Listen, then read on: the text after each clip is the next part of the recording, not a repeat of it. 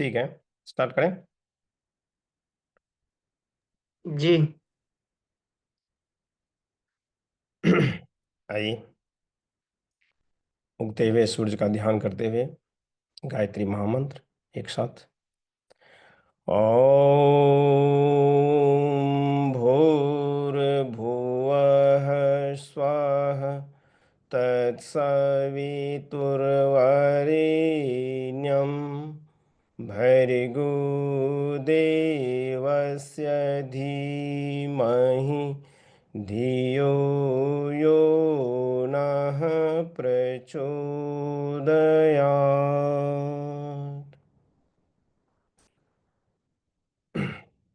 गुरु सत्ता को नमन, बाबूजी को प्रणाम, सभी साधकों को नमन बंदन। आज हम लोग मनोमय कोश का जो जागरण की विधि में से एक विधि जप को डिस्कस करेंगे। उसमें हम लोग दो भाई इसको प्रेजेंट करेंगे। शुरू में मैं करता हूँ, सुमन, और बाद में अमन भैया लेंगे आधे घंटे का वो। तो मंत्र जप से करीब करीब सब लोग परिचित हैं।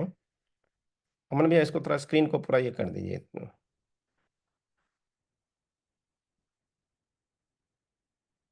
जी। जी भैया। हाँ, ठीक है। तो गायत्री मंत्र, ये मंत्र जप जो भी हम लोग जानते, करीब करीब जो भी साधना मार्ग में रहते हैं उनको करीब करीब सबको पता रहता है कि जप क्या है और कैसे करना चाहिए। खास करके मनोमय कोश में जब है तो बेसिक जप से हम लोग सब परिचित हैं। और सबकी अपनी अपनी एक धारणा भी होती है कि कैसे जप करना चाहिए, क्या नहीं करना चाहिए, क्या करना चाहिए। तो इसलिए सबके पास में ये कंसेप्ट बना हुआ है।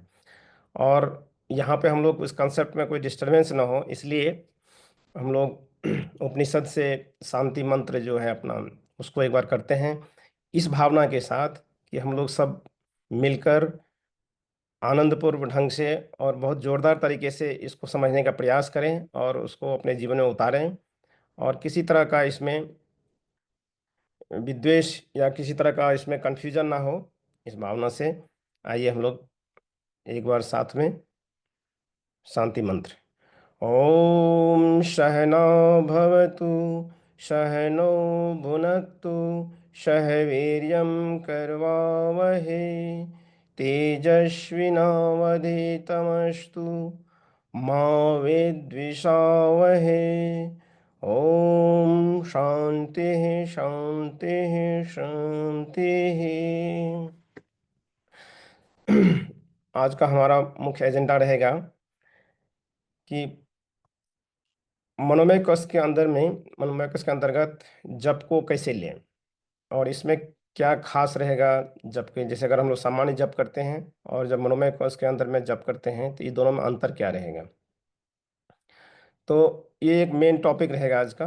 उसके बाद इसमें अध्यात्म में जप की क्या भूमिका है, मनोमय कोश में कैसे हमको हेल्प करता है, इसके पीछे आध्यात्मिक और वैज्ञानिक दृष्टिकोण, और लास्ट में हम लोग इसको डिस्कस करेंगे कि इसमें क्या करें क्या नहीं करें इस बारे में।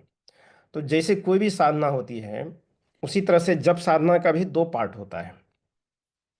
एक हो गया कि भावनात्मक पक्ष और एक हो जाता है क्रियात्मक पक्ष। तो क्रियात्मक पक्ष में हम लोग ये लेते हैं कि जैसे कि कैसे बैठना है, गायत्री मंत्र जपना है, कैसे चैंट करना है, मानसिक रूप से करना है या ऐसे करना है, या या बोल के करना है, और या मुद्रा लगाना है। ये सब सब बाह्य पक्ष जो क्रियात्मक पक्ष है वो एक एक पार्ट हुआ। और दूसरा पार्ट हो जाता है उसका भावनात्मक पक्ष। तो भावनात्मक पक्ष में जैसे स्वाध्याय हो गया, चिंतन हो गया, चिंतन मनन सत्संग, तो ये चार चीज हो जाता है जो कि भावनात्मक पक्ष है। तो जब भी हम लोग जप बोलते हैं या उपासना बोलते हैं तो ये दोनों पार्ट जो है कंबाइंड रहता है, इसके एक के बिना दूसरा का इसका कोई खास अस्तित्व नहीं रहता है। इसलिए हम लोग जब भी बात करेंगे जप या जब भी बात करेंगे कि उपासना, तो इस दोनों को एक साथ समझा जाए कि इसका भावनात्मक पक्ष को साथ में लेके चलना है और क्रियात्मक पक्ष दोनों को साथ में लेकर चलना। ये नहीं कि सिर्फ हम जप करते जा रहे हैं लेकिन भावना हमारी उसमें नहीं, उस अनुरूप नहीं है, तो फिर बात नहीं बनेगी। तो इसलिए इसमें हमेशा दोनों पक्ष को साथ में लेकर चलना है। भावनात्मक पक्ष जो कि स्वाध्याय, सत्संग, चिंतन मनन, ये चार चीज है इसके अंदर। और क्रियात्मक पक्ष में जो जप है और जो बैठने फिजिकली जो भी करना पड़ता है, ये सब इसके अंदर आ जाता है। तो जब भी हम कोई काम करते हैं तो उसमें उसका डिटेल्स हमको जानना जरूरी है। और इसके बिना अगर इसका डिटेल्स नहीं पता रहेगा तभी हमको जाके प्रॉब्लम होती है, या तो हमको इसका महत्व बारे में नहीं पता चलता है, या बहुत सारे साधकों को ये भी कंप्लेन रहता है कि हमको जप में मन नहीं लगता है। तो इसके लिए इसको इसके विषय में जानना, जो भावनात्मक पक्ष जिसमें हम लोग स्वाध्याय और ये सब की बात कर रहे हैं, चिंतन मनन की और सत्संग की, तो वो होना बहुत जरूरी है। और हम जो भी काम करते हैं उसके बारे में अगर हमको डिटेल्स पता है तो फिर ये शिकायत नहीं रहेगी कि हम मेरा मन नहीं लग रहा है, कि मेरा मन बार बार भाग जा रहा है। तो वो सब सारा समस्या दूर हो जाता है। और इसके लिए अ, कोई भी जो भक्ति है या जो भी कोई भी काम है, तो उसमें एक रामायण का बहुत अच्छा चौपाई है, वो हम सबको जानना चाहिए। और कि जाने बिनु न होई परतीति, बिनु प्रतीति होई नहीं प्रीति, प्रीति बिना नहीं भगति दिढ़ाई, जिमि खगपति जल कै चिकनाई। तो इसमें यही बता रहे हैं तुलसीदास जी कि कोई चीज को जाने बिना, जैसे उनके उनका प्रभुता क्या है, उनका इम्पोर्टेंस क्या है, तो उसके बारे में नहीं जानकारी नहीं होगा, तो उसके प्रति जो है प्रतीति मतलब उनके बारे में डिटेल जानकारी नहीं होगा, तो फिर उस पर विश्वास नहीं होगा, और उसके प्रति प्रीति प्रेम नहीं हो पाएगा। और जब प्रेम नहीं, प्रतीति नहीं होगा, प्रेम नहीं होगा, तो फिर कहाँ से समर्पण और कहाँ से उसके प्रति आपका डेडिकेशन आएगा। तो ये बहुत जरूरी है। इसीलिए हमको स्वाध्याय वगैरह जब करेंगे तो इसके बारे में क्या मंत्र है, क्या गुरु है, और क्या मनोमय कोश है, तो फिर अपने आप जैसे कोई भी चीज़ का जो इम्पोर्टेंस हम जान जाते हैं, तो उसके और उसका क्या मेरिट्स डिमेरिट्स, क्या डू एंड डोंट है, वो अगर हम जान जाते हैं तो फिर हमको इसमें पूरा श्रद्धा भी उत्पन्न होती है, पूरा फिर मन भी लगता है। और जब मन नहीं लगता है तो उसके पीछे उसका कारण भी पता चल जाता है कि क्यों नहीं मन लग रहा है। तो ये सब सारा डिटेल्स आ जाता है। इसलिए बहुत जरूरी होता है कि हमको इसके बारे में जानना। इसके लिए गुरुजी भी बहुत अच्छा एक नियम दिए हैं कि उपासना नहीं तो भोजन नहीं, और स्वाध्याय नहीं तो शयन नहीं। तो मतलब कि दोनों को कंबाइंड रूप से जब तक चलेंगे तो फिर गाड़ी जो जैसे रथ का दो पहिया होता है, दोनों को अगर दो पहिया अगर नहीं है तो गाड़ी वहीं पे घूमते रह जाएगी, आगे नहीं जा पाएगी गाड़ी। इसलिए ये दोनों को साथ साथ लेके चलना है। और जो कि हमारा ये पूर्ण करेगा कि हमको एक जानकारी भी देगा और कैसे करना है उसके बारे में भी बताएगा। अगर इसके लिए जो आज जो हम जप की बात कर रहे हैं, तो इसमें सबसे इसका जो कोर पार्ट होता है कि नियमित रूप से जप करना, बिना नागा किए, मतलब बिना कोई एब्सेंट किए हुए, मतलब कि आज ऐसा नहीं कि आज किए ज़्यादा कल नहीं किए, ऐसा नहीं। नियमित रूप से जप होना चाहिए। अगर ये नहीं होता है तो जो साधक हैं वो अटक जाएंगे या भटक जाएंगे, ये दो काम होता है।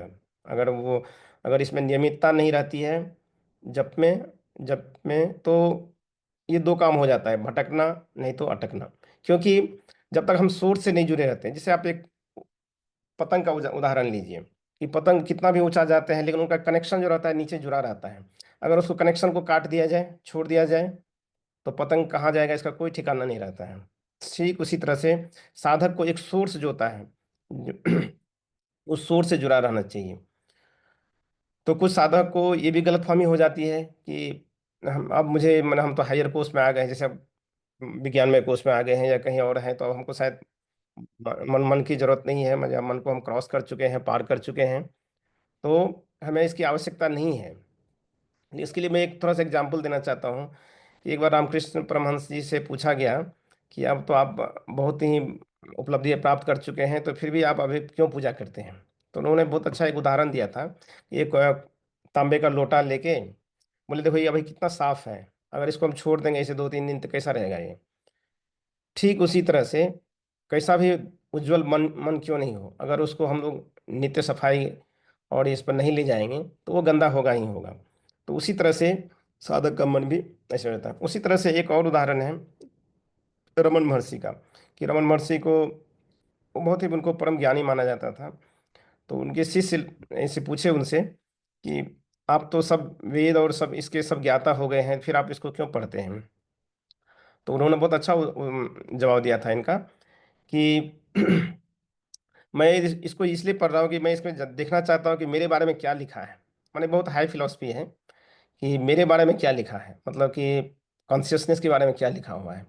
तो इस ढंग से, तो जब उतने बड़े लेवल के लोग, जो कि हाईएस्ट लेवल के लोग, वो लोग अंत अंत समय तक इसको नित्य करते रहे, तो फिर हम क्यों नहीं।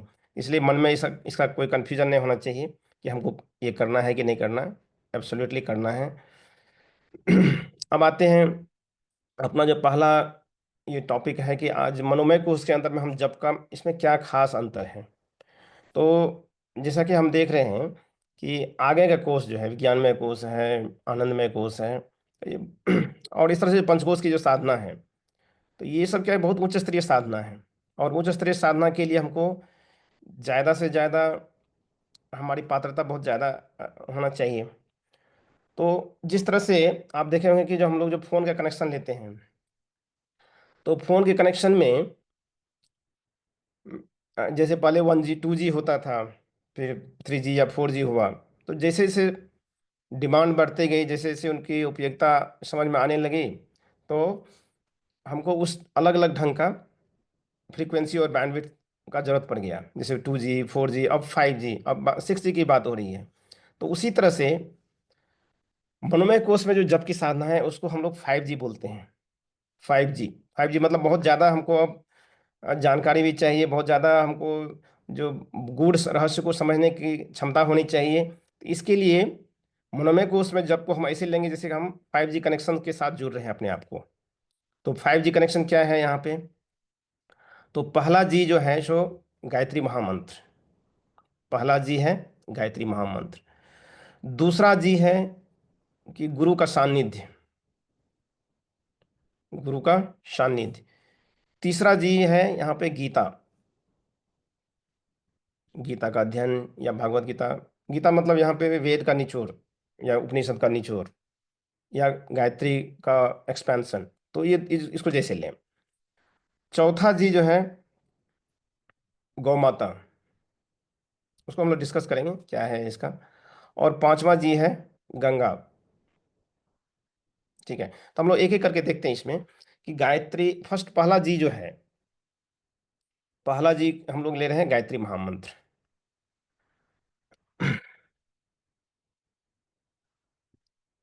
तो गायत्री महामंत्र में, इसके बारे में तो सबको, बहुत लोगों को पता रहता है गायत्री मंत्र क्या है, इसका क्या बेनिफिट्स हैं।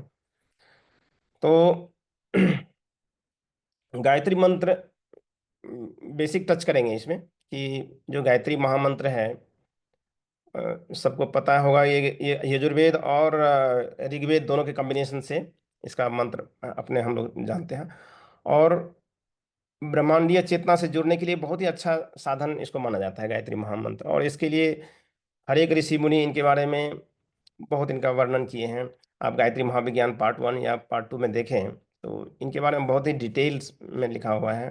और कितने सारे लोग इसके साधना किए हैं और इनका कितना, इनके बारे में कितना वर्णन किए हैं, वो आपको वहाँ डिटेल में मिल जाएगा। हम लोग मेन मेन पॉइंट यहाँ पे, एक गायत्री मंत्र क्यों जरूरी है, उससे हमको क्या फायदा हो रहा है यहाँ पे, उसको खाली सिर्फ टच करेंगे। तो सांख्य दर्शन के अनुसार से जो प्रकृति है अपने, ये सृष्टि है, इसको, इसका मेन जो तत्व है वो 24 तत्वों की सहायता से इसका जितना भी कार्यक्रम माने होता है, क्रिएशन और डिस्ट्रक्शन सब होता है इसमें। और इस 24 तत्व का जो लीड मतलब नेतृत्व करते हैं वो गायत्री के 24 अक्षर करते हैं। तो जिस तरह से सृष्टि को चलाने के लिए इस 24 तत्वों का जरूरत पड़ता है, उसी तरह से जो व्यष्टि है, जिस उसमें व्यष्टि में भी ये 24 तत्व जो है, 24 अक्षर जो है, उससे पूरी तरह से इसका जरूरत पड़ता है, और उसके अनुसार से इसको पूरे सम्यक ढंग से चलाने के लिए, समग्र रूप से चलाने के लिए इसका जरूरत पड़ता है। और गायत्री वा, छांदोग्य छांदोग्य उपनिषद में ये भी कहा गया है, गायत्री वा इदम सर्वम, मतलब जितने भी चीज हम देख रहे हैं इसमें, इस प्रकृति में और इस संसार में, सब गायत्री से है, सब गायत्री ही है। और इस गायत्री मंत्र की एक खासियत और ये भी है कि ये ऐसा मंत्र है कि इसमें प्रार्थना, स्तुति, जो स्तुति विनती होता है वो भी साथ में होता है, ध्यान भी इसमें साथ में होता है, और प्रार्थना भी इसमें साथ होता है। जैसे कि ओम भूर्भुवः स्वः, तो ये भगवान की पूरा स्तुति, उनका वर्णन वो बताते हैं। और जब तत्सवितुर्वरेण्यम भर्गो देवस्य धीमहि, ये आ जाता है आपका ध्यान में। एंड धियो यो नः प्रचोदयात्, तो मतलब ये प्रार्थना। और प्रार्थना भी कैसी, मतलब यहाँ जैसे प्रार्थना हम लोग जब भी बात करते हैं, तो प्रार्थना का हम लोग समझते हैं कि इंडिविजुअल प्रार्थना, हमारे लिए भगवान हमको ये दीजिए या वो दीजिए, लेकिन यहाँ पे क्या होता है, प्रार्थना ये स्पेशल हो रहा है। यहाँ पे एक तो आत्मिक विकास के लिए प्रार्थना हो रही है, और दूसरा हम सबके लिए, यो न, मतलब हम सिर्फ मेरे लिए नहीं, हम सबके लिए। तो इसमें इसीलिए इसको श्रेष्ठ भी बोला जाता है, मतलब ये सबके लिए, सबके कल्याण की बात हो रही है, सर्वे भवंतु की बात हो रही है। तो इसलिए गायत्री मंत्र को श्रेष्ठ बताया गया है। और एक चीज़ में खास देखिए, इसको महामंत्र बोला जाता है।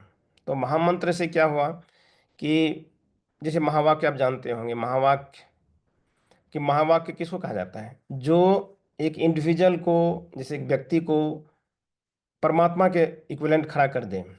जैसे कि ओम तत्त्वमसि, मतलब आप जो हैं या तुम जो हैं, वो वही हैं जो कि परमात्मा है। उसी तरह हम ब्रह्मास्मि, तो ये सबको महावाक्य बोला जाता है। उसी तरह से महामंत्र जब हम बोलते हैं, तो ये मंत्र ऐसा है जो व्यक्ति को उनके समक्ष खड़ा कर दे, मतलब उनके बराबर कर दे। तो इस मंत्र में इतना पावर रहता है। और वैज्ञानिक दृष्टिकोण से भी अगर देखें तो इसमें बहुत सारे रिसर्च हैं, अगर आप उसको देखेंगे, अभी इतने सारे पेपर, अभी रिसेंट भी बहुत सारे पेपर पब्लिश हुए हैं। तो उसमें इस पर जो एक्सपेरिमेंट होता है, जैसे इसमें इसका जो फिजिकल बेनिफिट्स हैं, साइंटिफिकली क्या क्या बेनिफिट्स है, इसका माइंड पे कितना असर पड़ रहा है, तो वो सब बहुत सारा डिटेल्स में है। हम लोग तो सिर्फ ज़्यादा वेद पे जाते हैं, क्योंकि अतीन्द्रिय विषय के लिए वेद जो है सो प्रमाण है। और हम लोग अगर उसको पकड़ लेते हैं, तो बाकी साइंटिफिकली ये सब हम लोग को कंसेप्ट क्लियर करने के लिए ठीक है। लेकिन मेन जो है सो अगर हम वेद को प्रमाण के रूप में लेते हैं, तो उसमें इनके बारे में पूरा डिटेल्स भरा पड़ा है। और मंत्र, गायत्री मंत्र का जब पर एक और अनुसंधान हुआ है इधर, तो उसमें ये बताया गया कि जैसे कि उस पर जल पे प्रैक्टिस किया गया, कि मतलब इस मंत्र का जल पे कितना असर पड़ता है। तो देखा, जल का जो स्ट्रक्चर है, केमिकल स्ट्रक्चर जो होता है, बॉन्ड, वो सब एकदम पूरा रेगुलर होने लगता है, बहुत, माने क्या बोलते हैं, रेगुलर स्ट्रक्चर बन जाता है। और उसका जो उपयोगिता है, जल का जो पावर होता है, बहुत बढ़ जाता है। इसमें हम एक आर्टिकल देख रहे थे। तो हमारे शरीर में आप देखिए, हमारे शरीर में ज़्यादा से ज़्यादा परसेंटेज क्या है, जल है। तो जब हम गायत्री मंत्र का जप करते हैं, तो धीरे धीरे जो बोलते हैं कि ये जो डीएनए को चेंज कर सकता है मंत्र से, और हम अपना पूरा माइंड को पूरा कायाकल्प और पूरा चेंज कर सकते हैं, तो इसी आधार पर कहा जाता है। तो गायत्री मंत्र में वो सब सारी शक्ति है। अगर नित्य इसका जप करेंगे, तो ये सब अपने आप धीरे धीरे पता चलने लगता है। और भी इसमें बहुत सारे हैं, तो अभी हम लोग उसको अभी छोड़ते हैं, आगे बढ़ते हैं। दूसरा जी हम लोग बात कर रहे थे, वो गुरु का सानिध्य है। तो गुरु, जब भी हम लोग गुरु बात करते हैं, तो ये सदगुरु की बात हो रही है। तो गुरु और ईश्वर या परमात्मा में कोई अंतर नहीं होता है, दोनों एक ही माना जाता है। क्योंकि हम लोग इसको डेली मंत्र में बोलते हैं, गुरु ब्रह्मा गुरु विष्णु गुरुरेव महेश्वर, गुरु साक्षात परब्रह्म। तो हम लोग क्या बोलते हैं, गुरु साक्षात परब्रह्म, मतलब गुरु और परब्रह्म एक ही हैं। और इसे बहुत सारे जो ऋषि लोग हैं वो भी बताते हैं, गुरु इक्विवेलेंट है पर ब्रह्मा के, उन्हीं का एक साक्षात रूप है जिससे हम इंटरेक्ट कर सकें, तो उसके लिए। और गुरु, किसको हम जैसे गुरु बोले, तो गुरु ब्रह्मा, मतलब जो निर्माण की क्षमता है, जैसे जो उनका शिष्य है उसमें वो पूरा निर्माण उसमें उसके अंदर जो भी वांछित निर्माण है उसको कर सकें। गुरु विष्णु, मतलब जो उनको पूरा पोषण दे सके। और गुरु विष्णु, मतलब उसमें जो कोई गड़बड़ी है उसको ठीक कर सके, ऐसा क्षमता होना चाहिए परब्रह्म। और अगर और वैसे भी देखें, तो गुरु का दो मेन जो गुण होता है वो होना चाहिए, तभी जाके गुरु उसको सदगुरु बोला जाता है। तो जैसे एक तो हो गया श्रोत्रिय, मतलब उनको, और दूसरा होता है ब्रह्मनिष्ठ, मतलब वो ब्रह्म का साक्षात्कार, ब्रह्म का साक्षात्कार किया होना चाहिए, और श्रोत्रिय होना चाहिए। तो इसलिए ये दोनों बहुत ही हाई हाई क्वालिटी है, हाईली क्वालिफाइड चीज़ है।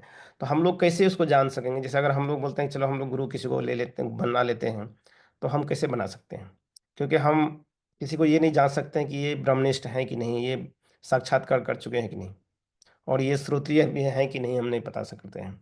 तो इसलिए हम गुरु को, उनको जांच तो ज़्यादा नहीं सकते हैं, हाँ, लेकिन उनके संपर्क में रहने से अगर सबसे पहले एक तो होता है कि जब हमारी पात्रता डेवलप होती है तो भगवान गुरु की व्यवस्था स्वयं बनाते हैं। उनके लिए हमको ज़्यादा ये नहीं करना पड़ता, हमें सिर्फ ये करना पड़ता है कि हमारी पात्रता अच्छी हो। हमारी पात्रता जैसे जैसे निखरते जाएगी उसी अनुरूप में ईश्वर जो है सो गुरु की व्यवस्था करते हैं। ये गुरु ईश्वर का काम है और वो करते हैं। और इसमें बहुत सारे लोगों का हम उदाहरण भी देखे हैं कि गुरु कैसे उनके जीवन में आते हैं।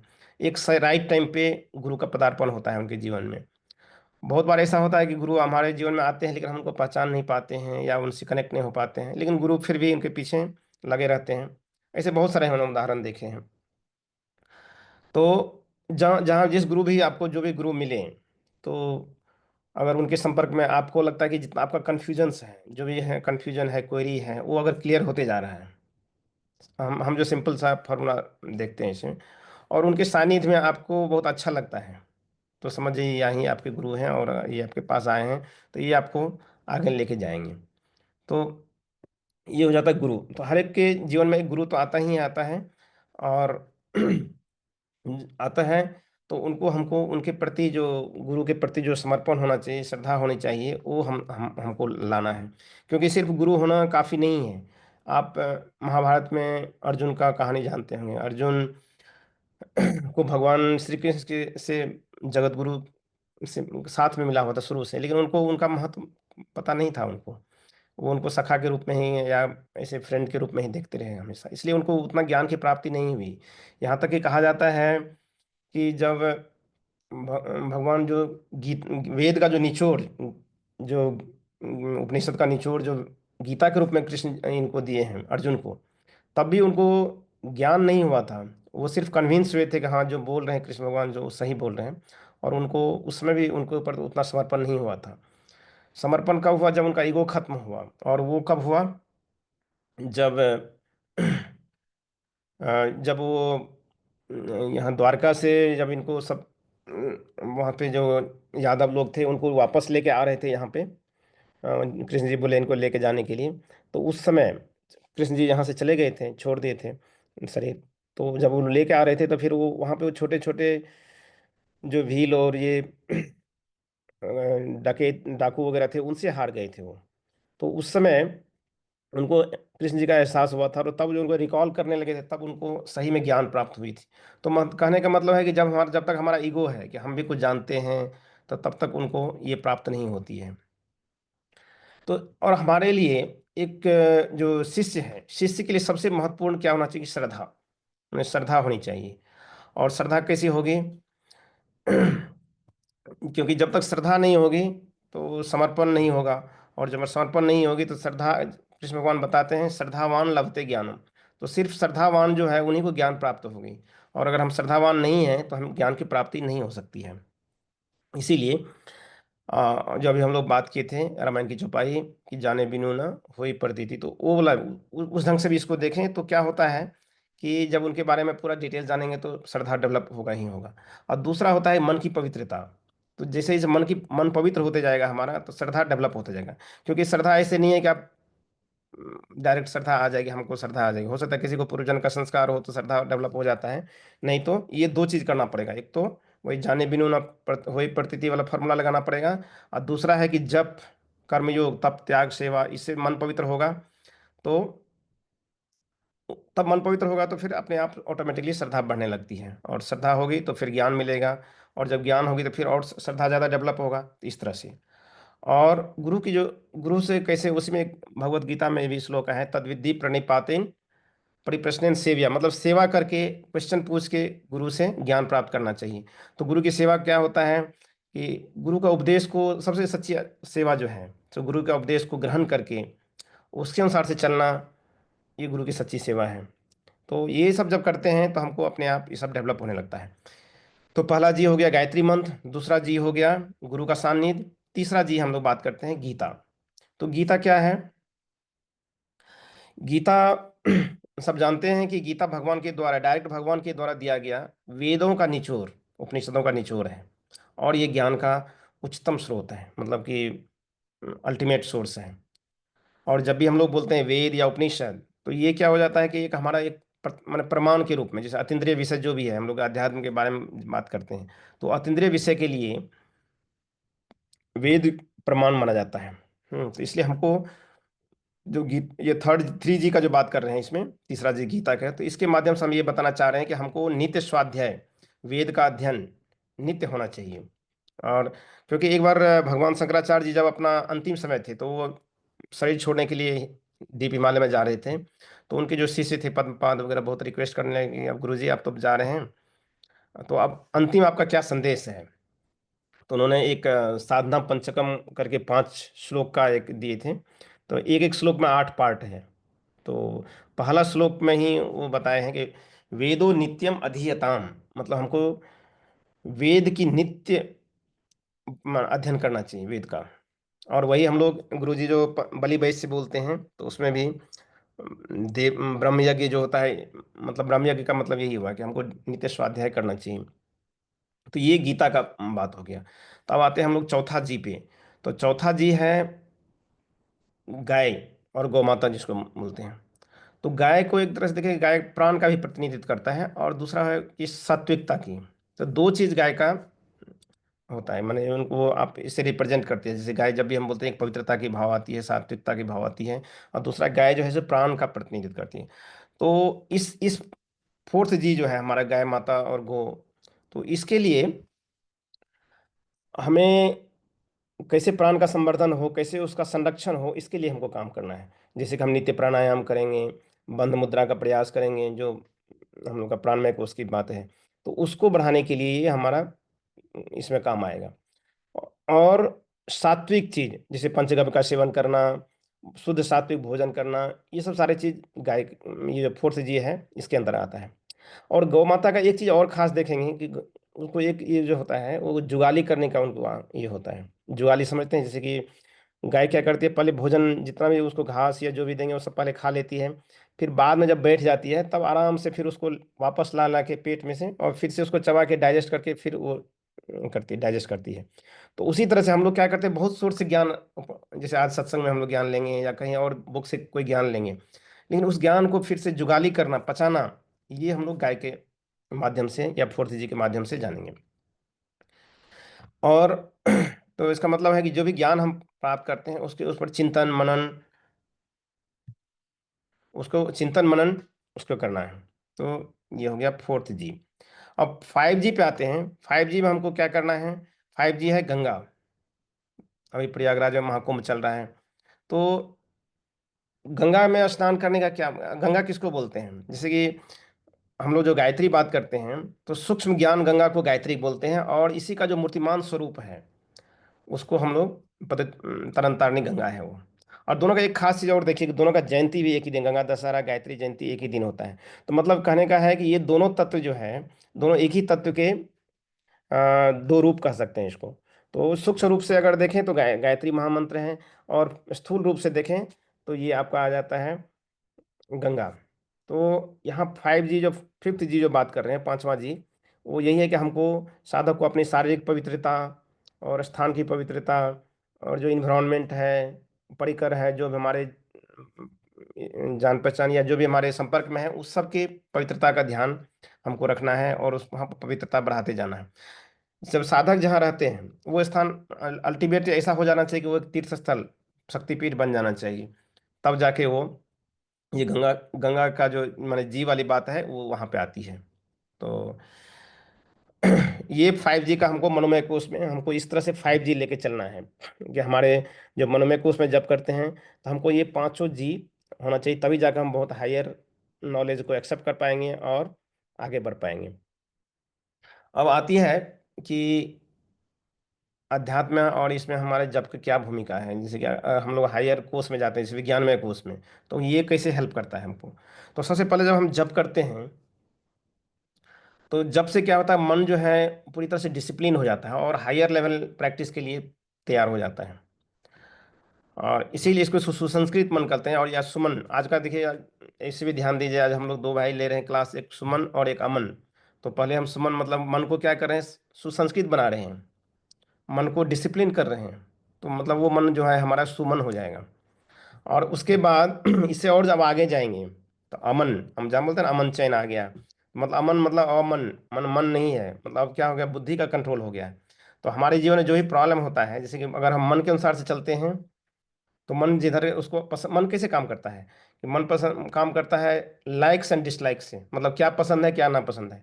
लेकिन जब बुद्धि है उसके ऊपर, जब बुद्धि ऊपर से कंट्रोल हो जाता है, तो बुद्धि किसको करता है, क्या राइट है क्या रॉन्ग है। तो इसीलिए जब हम मन के कंट्रोल में होते हैं, जैसे कि दोनों में टसल चलते रहता है, कि जब मन तगड़ा रहेगा, मन मजबूत रहेगा, तो बुद्धि को उस पर हावी हो जाता है, फिर बुद्धि क्या राइट है रॉन्ग है उस पर फर्क नहीं पड़ता, क्या पसंद है उसके अनुसार से काम करेगा। और जब बुद्धि जैसे धीरे धीरे करके हम जब करते हैं, स्वाध्याय करेंगे, तो हमारी बुद्धि, इंटेलेक्ट जो है सो इम्प्रूव होता है। और जब ये इम्प्रूव होता है तो धीरे धीरे स्ट्रांग होने लगता है। और जब बुद्धि स्ट्रांग हो जाती है, तब मन उसके साथ में चलने लगता है। तो फिर क्या होता है, धीरे धीरे करके मन समाप्त हो जाता है। और जब मन समाप्त हो जाता है, तब तब वो आइडियल हो जाता है इसके लिए, विज्ञान में कोर्स के लिए। इसलिए मन बहुत जरूरी है, माने शुद्ध मन और पवित्र मन चाहिए। क्योंकि शुद्ध मन से ही, जब पवित्र मन हो जाता है, तभी आपको श्रद्धा डेवलप होती है, भक्ति डेवलप होती है। और जब भक्ति आ जाती है, तभी जाके ज्ञान और वैराग्य और मुक्ति जो भी आगे का है। अब टाइम तो कम है, तो दो दो चीज़ हम इसमें थोड़ा सा और कवर कर लेंगे, हम भैया 2 मिनट और ले लेंगे। तो एक खास क्वेश्चन रहता है लोगों को कि भाई मेरा मन नहीं लगता है जप में, तो इसको कैसे करें। तो सबसे पहला जो है इसका, कि ये बहुत हम पिछले क्लास वगैरह में भी हम देखें, बहुत लोगों को ये समस्या आती है कि हम, मेरा जप में मन नहीं लगता है या मन बहुत भागता है। तो अब मनोमय कोर्स के जब अगर हम स्टूडेंट हैं, विद्यार्थी हैं, तो अब हमको क्या है, इसका पूरा केमिस्ट्री समझना पड़ेगा, मन क्यों भागता है, मन का क्या मतलब कि इसका बाहर जो भटकने का रीजन क्या है, उसको हमको जानना चाहिए।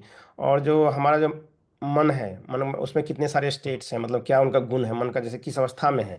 जैसे हो जाता है मन सात्विक मन है, कि राजसिक मन है, या कि तामसिक मन है, किस तरह के मन है। तो हम, अगर मेरा मन तामसिक है, तो हम थोड़ा सा अवॉइड करना चाहेंगे, अच्छा बाद में करेंगे, या अभी मन नहीं लग रहा है, या बाद में करेंगे, इसे या डल जो होता है, टालम टोल वाली स्थिति, वो तामसिक रूप में आ जाती है।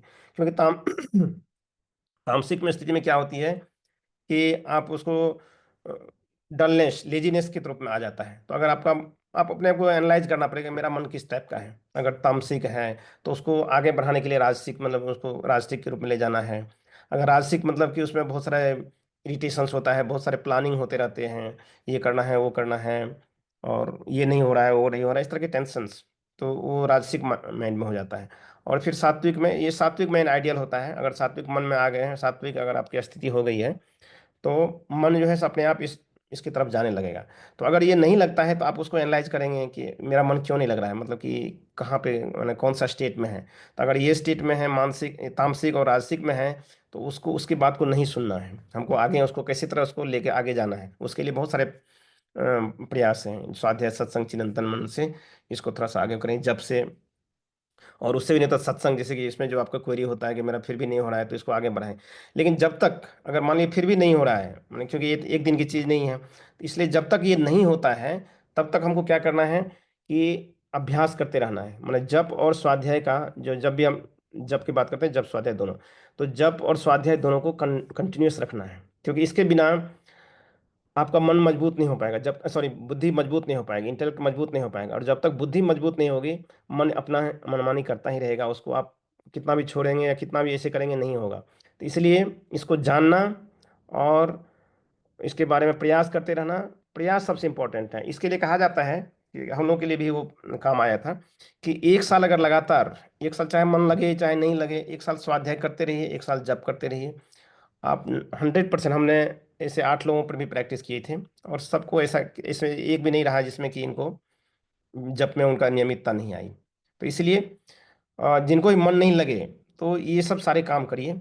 और और मन के पीछे जाइए कि कहाँ मन जा रहा है, मतलब उसको जानने का प्रयास करिए कि ये मेरा मन जो है किस स्टेट में है और उसके लिए हमको क्या करना पड़ेगा। और इस पर आप कृष्ण भगवान की बात, अभ्यासेन तो कौन्तेय वैराग्य, ये वाला जो है वो फार्मूला लगाते चलिए। दूसरा आता है, कन्फ्यूजन आता है कि कुछ लोग कुछ साधक जो है सो उनको ये रहता है कि जप करें कि लेखन करें। तो हमारे विचार से दोनों करें अगर समय है तो। और नहीं तो जप तो कंपलसरी है, जप करना जरूरी है। क्योंकि जप में क्या होता है कि आप जब थोड़ा सा जप का लेवल थोड़ा बढ़ता है तो आप सारे मुद्रा लगा पाते हैं। तो मुद्रा से क्या होता है कि आपका जो जप की जो शक्ति है, प्राण का जो संरक्षण होते रहता है और नेत्र बंद हो जाती है, तो हम डिस्ट्रैक्शन भी बहुत कम हो जाता है। और सबसे इंपॉर्टेंट होता है जब जप करते हैं उसी समय आपको मन जो है सो अपना रूप दिखाना शुरू करता है। मन आप क्या कर भागना शुरू करता है, तो आप उसको पीछे देखेंगे, हमारी स्थिति वो आपको पूरा आपकी स्थिति बताएगा कि हमारा मन किस स्थिति में है, किस लेवल में है, सात्विक में है या कि राजसिक में है कि कहाँ है, और मन कहाँ कहाँ भाग रहा है। तो ये आपको पूरा मेंटल स्टेट दिखाएगा जो कि आपको लेखन में नहीं आएगा। तो इसलिए जप का बहुत, जो साक्षी भाव का जो है, जो साक्षी भाव का जो प्रैक्टिस होगा वो सब जप में ही हो सकेगा। तो इसलिए जप बहुत जरूरी है। अगर मान लें किसी को जप उतना पसंद नहीं है और ये लेखन ज़्यादा पसंद, तो वो भी ठीक है, लेकिन फिर भी जप का कुछ पार्ट जैसे 15 मिनट्स, कम से कम 15-20 मिनट नित्य होना ही चाहिए। लेखन का भी अपना अलग बेनिफिट है। जैसे लेखन में बोला जाता है कि लेखन जो है सो मंत्र लेखन, एक मंत्र लेखन जो है सो 10 बार जपने के बराबर है। हाँ सही है, लेकिन वो किस तरह का लेखन, कि जब आप पूरी तरह से कंसंट्रेट होकर लिखते हैं, जैसे कि एक एक लेटर को जब लिखते हैं तो उसके बारे में पूरा चिंतन मनन साथ में चलता रहता है, पूरा 100% फोकस ध्यान रहता है, तब जाके उसका ये असर होता है। और उसमें जैसे कि खास करके मंत्र लेखन का एक बेनिफिट ये भी होता है कि आपके जो हाथ है, जैसे कि ओल्ड एज वगैरह में जो हाथ जो लोगों का कांपता है, तो वो सब बंद हो जाता है। तो इसलिए दोनों का अपना अपना फायदा है, जिसको जो पसंद आता है करें, लेकिन जब को कंपलसरी जब जरूर करें। और खास करके एक चीज़ और करें कि जैसे कि हम बहुत लोगों को, बहुत साधकों को ये भी देखते हैं कि अपना उपनिषद का या कोई भी क्लास चल रहा है अपना, और उसमें वो मंत्र लेखन करते जा रहे हैं। तो इससे क्योंकि दोनों मंत्र माइंड से रिलेटेड है, तो ये आपका वो मंत्र जो है, लेखन जो है यहाँ पे, वो सिर्फ वो फिजिकल एक्टिविटी रह जाएगी, उसमें कोई उसका खास बेनिफिट नहीं मिलने वाला है। थोड़ा बहुत मिलेगा, जैसे फिजिकल बेनिफिट है ये सब मिलेगा। इसलिए जब मंत्र लेखन करें तो जब इस व्यू से करें कि हम इसको आध्यात्मिक साधना के रूप में कर रहे हैं, तो इसको पूरी तरह से कंसंट्रेट होकर करें जब भी लेखन करें। हाँ ऐसे अगर जैसे अब कुछ भी नहीं कर रहे हैं, ऐसे मेंटली कर रहे हैं, तो अपना जैसे कुछ बातचीत भी हो रही कर रहे हैं, तो उसका कुछ कम असर पड़ता है, लेकिन थोड़ा फिर भी ठीक है। तो इस तरह से इसको आगे बढ़ाते चलें। तो हमने कुछ ज़्यादा समय ले लिया। अमन भैया आप आगे का कंटिन्यू करें आप भैया।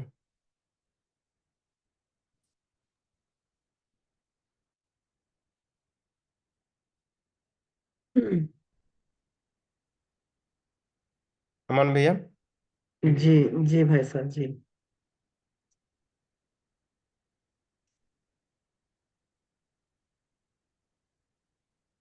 जी सभी साधकों को प्रणाम।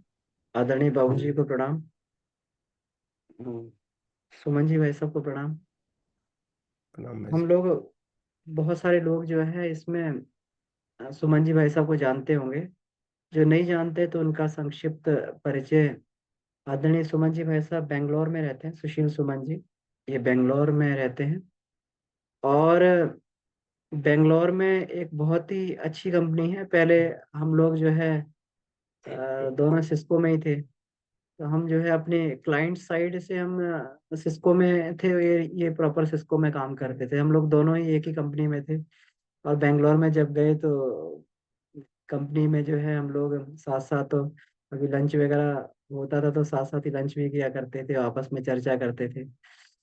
और बहुत सारा जो है हमें सुमन जी भाई साहब का जो है सानिध्य भी मिला। हम लोग जो है आपस में बेंगलोर शक्तिपीठ पे जो पंचकोशी साधना का कार्यक्रम था, इन्होंने वहाँ पे प्रारंभ करवाया और उसके बहुत अद्भुत लाभ हुए। नियमित हम लोग पंचकोश की वहाँ पे चर्चा किया करते थे, 1 घंटा जुड़ के। तो फिजिकली हम लोग जाते थे और वो जो है वो बड़ा अद्भुत उसका जो है फायदा मिला। हम लोग को नियमितता बनी और जीवन में अद्भुत फायदा मिला उसका। ये अभी जूनिपर कंपनी में एक बहुत अच्छी कंपनी है, सिस्को जूनिपर।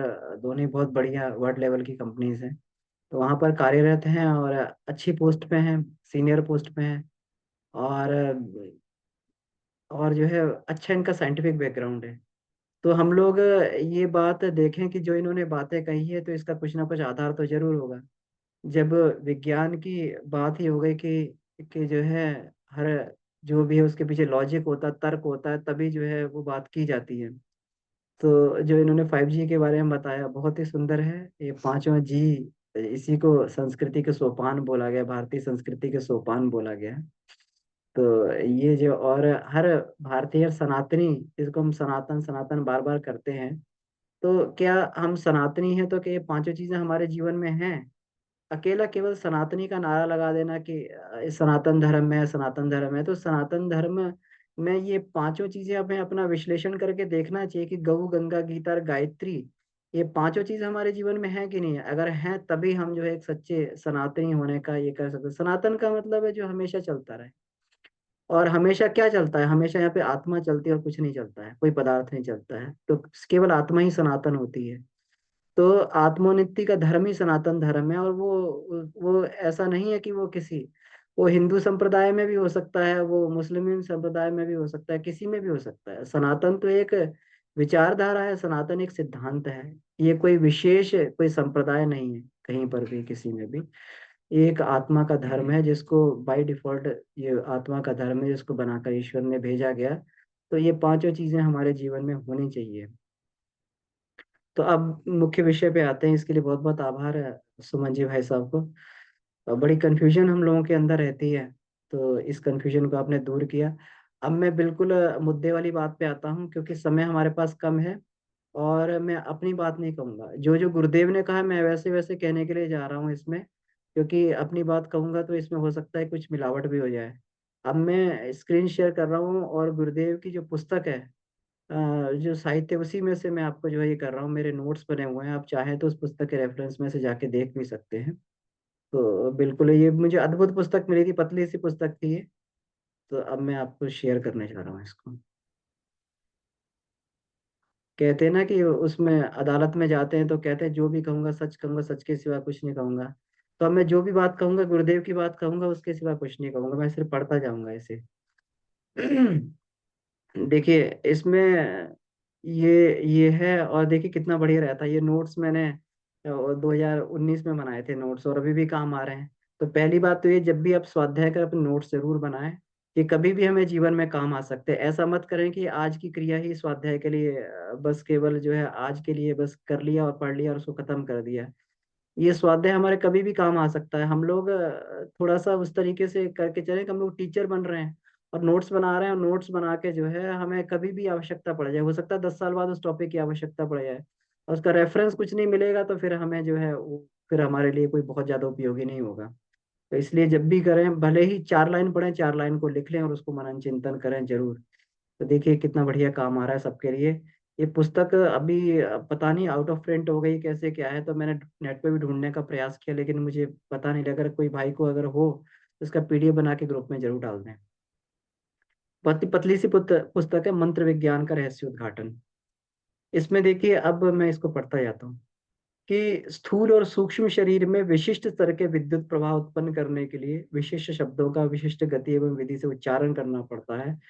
मंत्र जप का सामान्य विज्ञान यही है।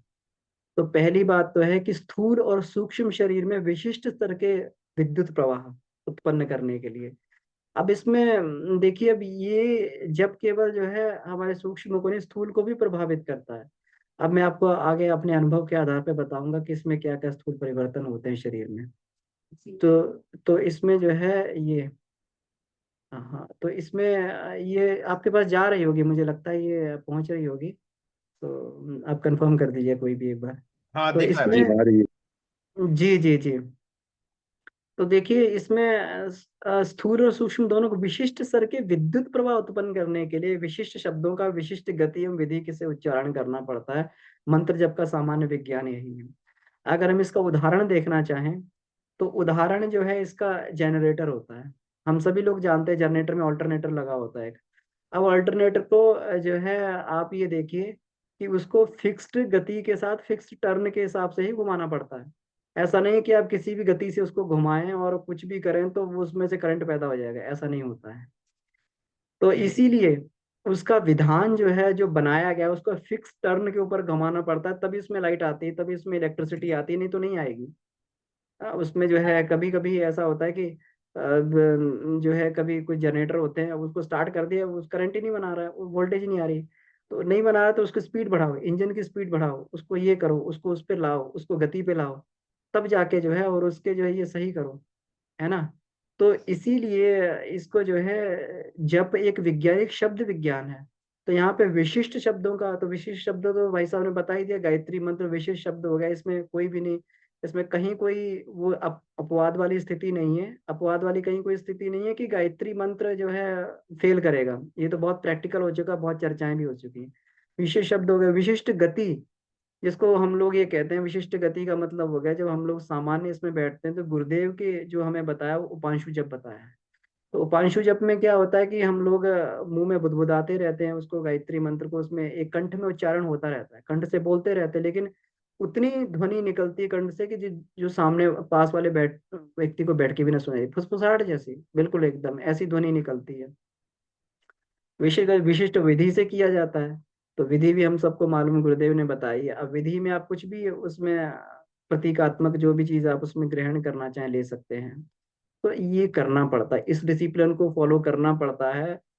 इसका कोई रिप्लेसमेंट नहीं है कहीं पर भी, कोई इसका वो नहीं। जैसे सुमन जी भाई साहब ने बताया कि लोग जो है, देखिए इसमें मंत्र लेखन का भी आगे इसमें विज्ञान आया है ना, लेकिन इसका कोई रिप्लेसमेंट नहीं है और ये हमें करना ही होता है। इसीलिए गुरुदेव ने बताया कि 15 मिनट तो कंपलसरी किया ही जाए। अब हम लोग अभी अभी जो है एक, हम लोगों की ऊर्जा क्यों कम पड़ रही है, हम लोग जो है श्रद्धा क्यों कम पड़ रही है, क्योंकि इस विज्ञान को हमने छोड़ दिया। अब नहीं तो इसको हम लोग ये पढ़ के देखें कि उसमें जो गायत्री मंत्र के पहले उसमें भाग में, और जो पूरा चित्र जो बाबूजी बार बार बना के बताते हैं, पूरा चित्र बताया हुआ है, और हर एक चित्र शक्ति बताई हुई है। तो रोज करेंगे तभी तो रोज पैदा होगी।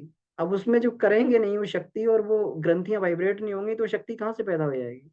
हमारा शरीर जो हार्मोन्स के बेसिस पे काम करता है, कोई हार्मोन सीक्रेशन होगा तब वो उसमें वो शरीर काम भी करेगा, नहीं होगा तो नहीं काम करेगा।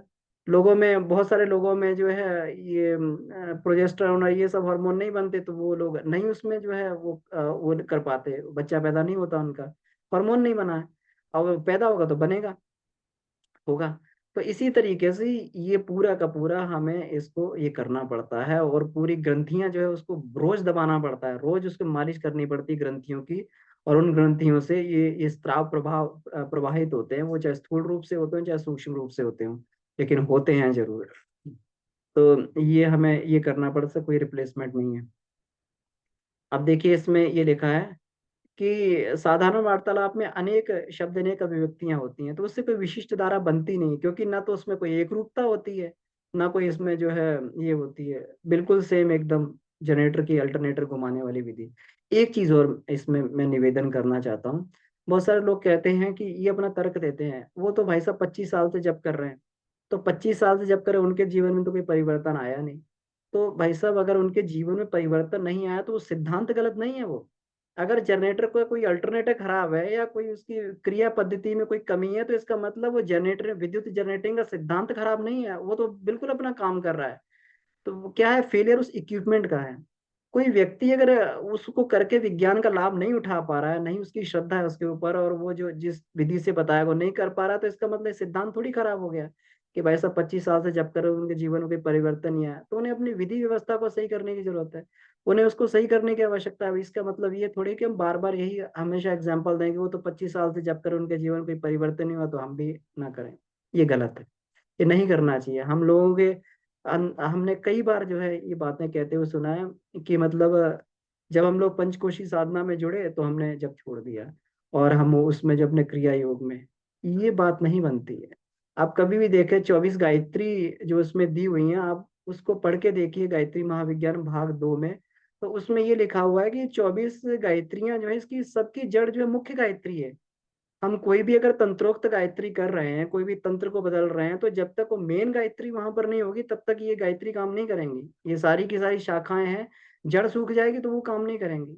तो गायत्री मंत्र का जप हमारी जड़ है। तो कम से कम 15 मिनट तो हम बैठ के करें। लोग 15 मिनट भी नहीं करते हैं, बाकी तो आपकी बात है। तो 15 मिनट का, आधे घंटे का हम रिप्लेसमेंट क्यों कर दें।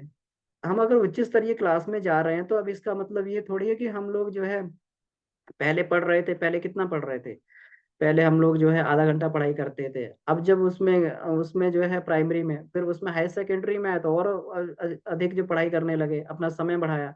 अब उसका जो, अब ये थोड़ी है कि आधा घंटा पढ़ाई करके जो सारी क्लासों में काम चल जाएगा। कोई व्यक्ति क्लर्क है तो उस हिसाब से पढ़ाई करता है, लेकिन आईएएस है तो उसको समय बढ़ाना पड़ता है।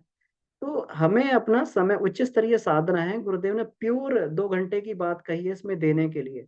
अगर नहीं है तो जो है उसमें हमें अपना मूल्यांकन करना चाहिए कि कमी कहाँ पे आ रही है। तो हमें जो है इस विद्या का हमें रिप्लेसमेंट नहीं करना चाहिए, और बिल्कुल हमें जो है इसको ये करते रहना चाहिए। इसको जो है इसको बना के रखना चाहिए, इसी से प्रेरणा आएगी। लोग कहते हैं ना कि आप कुछ दिन करके क्रिया योग छोड़ देते हैं, तो क्रिया योग के लिए रोज जो प्रेरणा मिलेगी इसी से मिलेगी। तब हमारे मन का रोज का परिमार्जन इसी से होगा और इसी से ये मिलेगी। अब आगे देखते हैं। जप में सीमित शब्दावली प्रयुक्त होती है और वही लगातार बोली जाती है, बिल्कुल ठीक बात है। और जो चीज जो है, एक कहते हैं पृथ्वी पे अगर कोई सीधी सी चीज चले तो अपने उसमें लौट के आ जाती है। तो हम लोग जिस उसमें बोलते हैं ये, तो हमारे पास लौट के ये सारी की सारी चीजें हमारे पास लौट के आने लगती हैं। जो वाइब्रेशंस जो हम इसमें ये पैदा करते हैं, ये पैदा करते हैं, तो ये हमारे ऊपर लौट के आने लगती है सारी की सारी। तो गायत्री मंत्र खाली नहीं जाता, एक एक गायत्री मंत्र का उच्चारण वैसे ही होता है। जैसे पहले रहट चला करते थे, रहट घूमता था, तो उसके जो उसमें जो लगे होते थे कंटेनर डिब्बे लगे होते थे, वो ऊपर आते थे खाली हो जाते थे, और खाली होके फिर नीचे जाते थे, फिर भर के आते थे, फिर ऊपर आके खाली हो जाते थे। तो ऐसे ही होता है, साधक जब अपने मुख से जप का जरा शब्दों का उच्चारण करता है तो वो पूरे ब्रह्मांड में घूमते हैं। वहां से उन शक्तियों से जो है संपर्क करके और शक्ति को ले आते हैं, और साधक के ऊपर लाके उड़ेल देते हैं, फिर जाते हैं शब्द, फिर लेके आते हैं, फिर उड़ेल देते हैं। तो साधक धीरे धीरे शक्ति का पुंज बनने लगता है। अब देखिए इसमें और देखते हैं कि मंत्रोच्चारण का क्रम एक गति से चलना चाहिए। तो अब देखिए ये तभी चल पाएगा जब उपांशु जप करेंगे आप, एक एक बिल्कुल एकदम उसके प्रवाह में न अंतर आवे, न उच्चारण स्तर में अंतर आवे, रुक रुक कर, कभी धीमे कभी तीव्र, कभी उच्च स्वर में कभी मंद स्वर में, ऐसा जप नहीं हो सकता है। तो देखिए सारी के सारी इसमें बताया गया है कि इसमें क्या क्या वो करनी चाहिए। एक लय से जप होना चाहिए, एक गति से जप होना चाहिए, उसमें आगे भी बताया है, उसको भी चर्चा करेंगे कि इसमें कैसे। तो जप स्वर रहित धारा जैसी एक रस एक सम गति बनाए रखी जाती है ना। तो स्वर रहित तो है, खैर उसमें हम उच्चारण नहीं कर रहे, लेकिन धारा एक जैसी है और एक रस है और गति एक जैसी है। इसमें कोई अंतर तो नहीं पड़ता, जांच पड़ताल माला के आधार पे की गई है। सबका कंफ्यूजन रहता है कि कितना करें, तो ये देखिए गुरुदेव ने बताया, ये मैं नहीं बता रहा हूँ, ये गुरुदेव ने अपनी बात लिखी हुई है। गायत्री मंत्र जप जप में साधारणतया 1 घंटे में 10 से 11 माला होनी चाहिए। अब हम अपना मूल्यांकन करके देख सकते हैं कि 10 से 11 माला हो गई, तो इसका मतलब हमारी माला 5 से जो है करीब 5.5 मिनट में एक माला कंप्लीट होनी चाहिए। अब कई लोग होते हैं 3 मिनट में ही माला कर लेते हैं।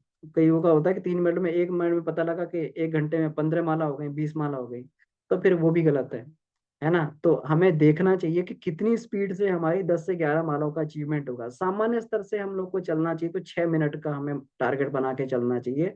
और अगर इसमें गड़बड़ी हो रही है तो हमें देखना चाहिए कि जो है कि कहाँ पे गड़बड़ी हो रही है। कभी कभी जो है जब करते करते हमारे बीच में शब्द छूट जाते हैं, हमें पता भी नहीं लगता। ओम भूर्भुवः स्वः तत्सवितुर्वरेण्यम करे, फिर धियो यो न प्रचोदयात् कर दिया। तो ये हमें देखना चाहिए कि हमारे कौन से शब्द टूट रहे हैं, तो उसको उसको जो है बिल्कुल हमें सही करके और बिल्कुल शुद्ध उसको ये उच्चारण करना चाहिए। अब आगे देखिए, बहुत महत्वपूर्ण बात कही है। भक्ति विभोर होकर बिना गति का ध्यान रखे भी जप हो सकता है, ठीक है, बिल्कुल सही बात है। पर वह भावनात्मक प्रक्रिया हुई, ठीक है, वो जप विज्ञान नहीं हुआ, भावनात्मक प्रक्रिया हुई। तो इसीलिए भाई साहब बोल रहे थे कि मंत्र लेखन रिप्लेसमेंट नहीं है, मंत्र लेखन में सारा भावनात्मक खेल चलता है पूरा का पूरा। वहां पर जो है, क्योंकि कहते हैं ना कि जो चीज लिखी जाती है उसका प्रकाश आत्मा में पहुंचता है, तो वो पूरा भावनात्मक है पूरा का पूरा। और कभी हमारी भावनाएं शुद्ध होती हैं, कभी नहीं होती हैं। हमने तो बहुत बार देखा है कि लोग सासाराम में भी क्लास में बैठे रहते हैं, मंत्र लेखन करते रहते हैं, तो ऐसे जब का क्या फायदा हुआ। बाबूजी क्लास में बैठे हैं और मंत्र लेखन कर रहे हैं, तो फिर ये नहीं है, दोनों चीजें एक बार नहीं हो सकती हैं। उसके लिए आपको जो, अगर क्लास में बैठे हैं तो हम क्लास भी सुने, और अगर ये जप वाली प्रक्रिया कर रहे हैं तो वो कर, और इसके लिए भावना बड़े उच्च स्तर की होनी चाहिए पूरा का पूरा जो समय। इसमें सबसे बढ़िया ये होता है, ऐसा नहीं, मंत्र लेखन हम भी करते हैं, रोज करते हैं मंत्र लेखन। और उसमें जो है पूरा हम वो अपने हिसाब से बना के रखे हैं उसको। मंत्र लेखन में स्पीड धीरे होती है तो उसमें पूरे के पूरे मंत्र का अर्थ का चिंतन भी किया जा सकता है, जब में स्पीड बहुत तेज होती है। मंत्र जप में। तो उसमें पूरे के पूरे अर्थ का चिंतन नहीं कर सकते। लेकिन इसमें तो पूरा उस प्राण स्वरूप दुख नाशक एक एक शब्द का एक एक शब्द लिख रहे हैं, तो उसके उसका जो आप अर्थ भी उसको बोलते जा सकते हैं। तत्सवितुर्वरेण्यम, सूर्य की शक्ति मेरे अंदर प्रवेश कर रही है, भर्गो मेरे पापों को जला रही है, देवस से मैं देवत्व। तो ये पूरा का पूरा जो है, आप उसकी गति जो है आप उसमें मंत्र लेखन में मैच कर सकते हैं। तब वो एक मंत्र का 10 मंत्र का फायदा देता है। ऐसा नहीं है कि हम किसी कक्षा में बैठे हुए हैं, मुझे क्षमा कीजिएगा, हो सकता है कि मेरे उसमें जो है थोड़ा सा कहीं एग्रेशन आ गया हो, लेकिन लेकिन ये जो सच्चाई है, तो इसको जो है ये निवेदन करना बहुत आवश्यक है कि दो काम एक बार में नहीं हो सकते हैं। अब भावनात्मक आधार पे किया जा रहा है कि उसका परिणाम भावना की शुद्धता और गहराई पर निर्भर है। अब भावना जितनी शुद्ध होगी उतना उसका परिणाम शुद्ध होगा, लेकिन भावना हमारी हमेशा तो एक जैसी नहीं रहती, तो फिर उसका जो है वो हो जाएगा। ऐसे जब को शब्द शक्ति के आधार पर उत्पन्न होने वाले मंत्र जब से भिन्न स्तर का समझा जाना चाहिए। अब देखिए बिल्कुल बात आ गई ना, कि कोई किसी का रिप्लेसमेंट नहीं है। जो जप हम उपांशु जप कर रहे थे शब्द शक्ति के आधार पर, उससे जो प्रभाव होता है, ये ऐसा जप जो है उससे भिन्न होता है। हम लोग चलते फिरते जप करते हैं, हम लोग जो करते हैं, तो उसका प्रभाव अलग होता है, वो मानसिक शुद्धि के रूप में चलता रहता है। अब मान लीजिए कि मन में जो है कुविचार और वो आ रहे हैं, सब जो है दुर्भावनाएं आ रही हैं, तो उसको जो है सतत उसमें जप कर रहे हैं, तो उसका अपना अपना फायदा है कि मन जो है हमेशा उससे घिरा हुआ है, सतोगुणी विचारों से घिरा हुआ है। लेकिन लेकिन जो है ये उसका उसका फायदा अलग है। लेकिन जो शब्द शक्ति के आधार पे किया जाता है, एक विज्ञान है, प्योर विज्ञान है। मैं फिर बार बार निवेदन कर रहा हूँ कि जनरेटर में थोड़ा भी आप अगर उसके से उसको परिवर्तित कर देंगे उसकी क्रिया में, तो वो पैदा नहीं होगा, वो करंट पैदा नहीं होगा। फिर इसीलिए गुरुदेव ने कहा है कि ऐसे जप को शब्द शक्ति के आधार पर उत्पन्न होने वाले मंत्र जप से भिन्न स्तर का समझा जाना चाहिए। जो लोग इसमें उन्होंने पढ़ा है कि चेतना की शिखर यात्रा या फिर हमारी वर्षित विरासत, उसमें गुरुदेव कहते थे जब मंत्र जप करने बैठते थे इतनी गर्मी उनके शरीर में हो जाती थी। ये स्थूल का प्रभाव है। देखिए इतनी गर्मी उनके शरीर में हो जाती थी, उन्हें गाय के पास में खड़े होना पड़ता था कुछ देर तक, उन्हें या तो तुलसी के पास खड़े होना पड़ता था वहां पे कुछ देर तक, तब उनकी गर्मी जो है वो शांत होती थी। इसका मतलब ये स्थूल में ही प्रभाव करता है। तो ये जो है स्थूल में प्रभाव तभी करता है जब उस स्थूल विधान का उसमें ध्यान रखा जाए, है ना। तो अभी देखिए जप के द्वारा उत्पन्न गति भी साधना काल के बहुत पश्चात तक चलती रहती है। साधक की आत्मिक विशेषता को गतिशील एवं सुस्थिर बनाए रखती है। ये बिल्कुल सही बात है कि जब हम जप करते हैं तो ऐसा नहीं है कि ये खत्म हो गया, तो ये एक काल तक जो है ये चलता रहता है। इसीलिए अब जैसे त्रिकाल संध्या की बात कही है, तो 2-4 घंटे तो इसका प्रभाव बना रहता है, उतना जो है बना रहता है। इसका विज्ञान देखिए आगे लिखा हुआ है। इसमें ये लिखा हुआ है जिस तरीके से हम लोग ये करते हैं ना, एक तो इसमें ये उदाहरण दिया गया झूले में, जैसे बच्चा बैठा होता है, तो जब झूले में ऊपर जाता है ना, झूले में जब ऊपर जाता है, झूले में जब ऊपर जाता है तो उसको ऊपर की चीजें दिखाई देती हैं। ऊपर से देखता है तो बहुत सारी चीजें दिखाई देती हैं। कभी भी हम लोग थोड़ा ऊपर जाते हैं तो जो चीज नहीं दिखाई देती वो ऊपर से दिखाई देने लगती है, नीचे रहते हैं तो चीजें नहीं दिखाई देती, है ना। तो इसी तरीके से इसमें भी ये होता है कि जब हम थोड़ा सा हमारे मन स्थिति उच्च स्थिति की हो जाती है, जब उच्च मन स्थिति होगी तब क्या होगा, हमें अपनी दुर्बलताएं दिखने लगती हैं, हमें अपनी बुराइयां दिखने लगती हैं, हमें अपनी कमियां दिखने लगती हैं, नहीं तो दिखाई नहीं देंगी। और गुरुदेव ने कहा है ना, मैं क्या हूँ पुस्तक में, कि हम आपसे बुराई छोड़ने की बात नहीं कर रहे हैं, केवल आप थोड़ा सा आत्मा के उस पे लेवल पे आ जाइए। जैसे आप ऊंचा आएंगे तो आपको जो बड़ी परिधि में चीजों को देखने लगे, जब बड़ी परिधि में हम चीजों को देखेंगे तब हमें समझ में आएगा कि यहाँ तो ये भी है, यहाँ तो ये भी है। तो ये हमें अच्छाइयाँ और बुराइयां जो है अपनी जो है जब थोड़ा ऊंची परिधि में आएंगे तब जाके ये पता लगेंगे। अब देखिए दुर्भावनाओं एवं दुष्प्रवृत्तियों के कारण अधः पतन की जो स्थिति रहती है, उसके बचाव की सहज संभावना बन जाती है इसी विधान से।